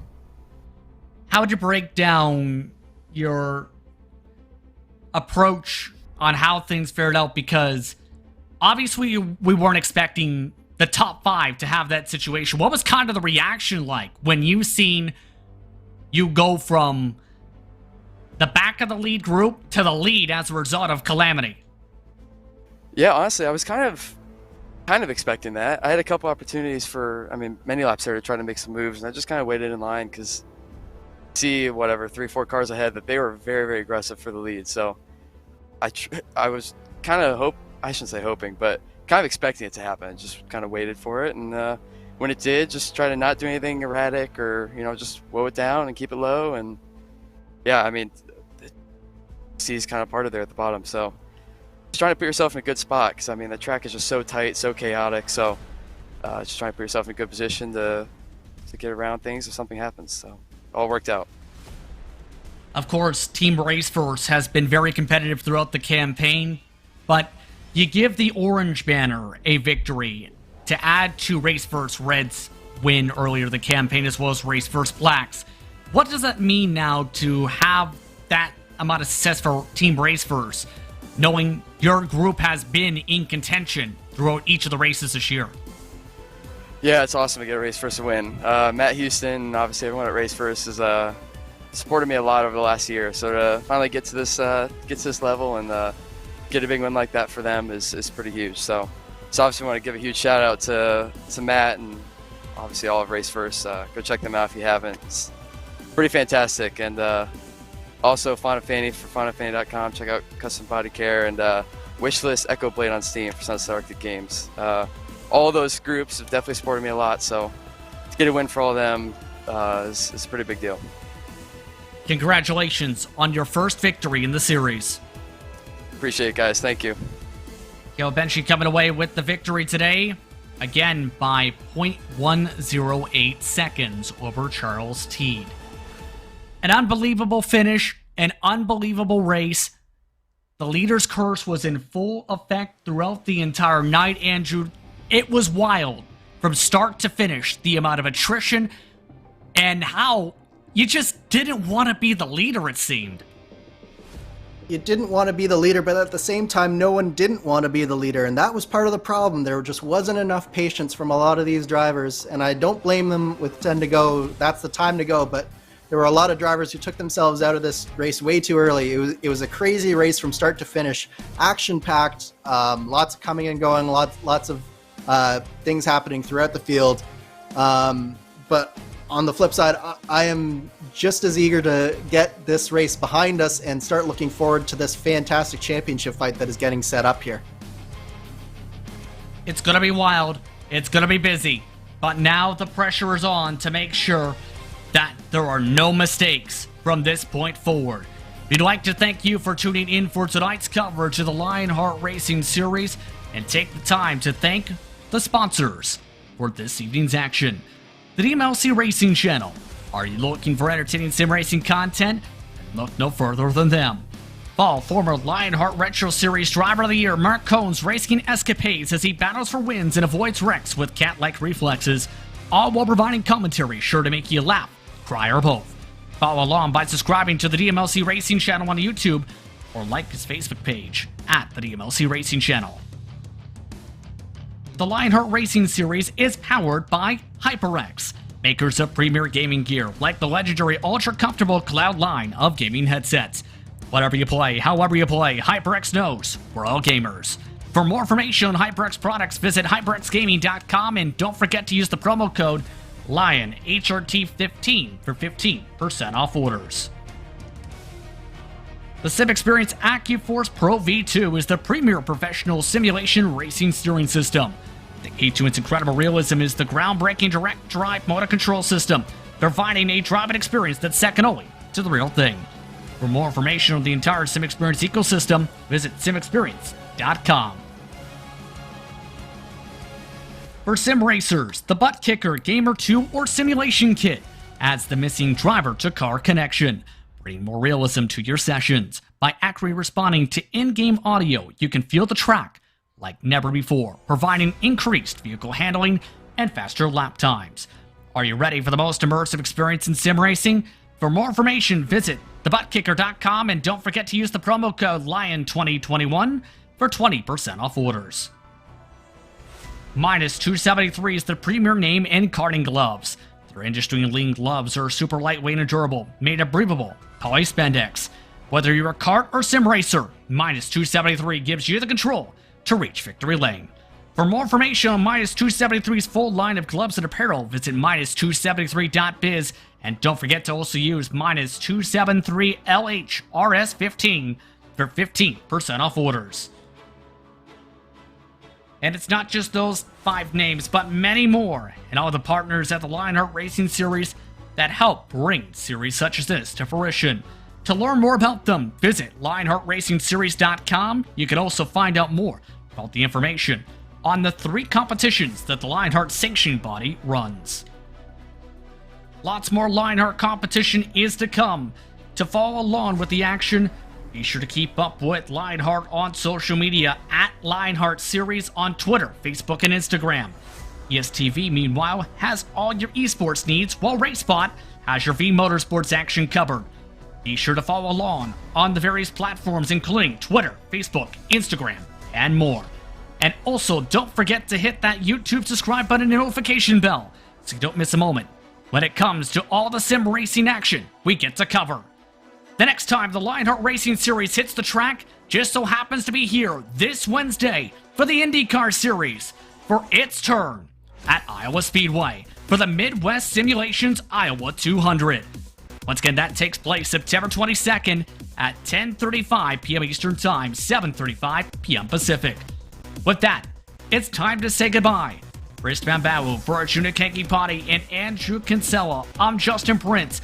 Thank you for watching tonight's coverage on RaceSpotTV and ESTV of the Lionheart Speedway Series presented by the DMLC Racing Channel. Congratulations to Caleb Etchie, your winner tonight from Iowa Speedway.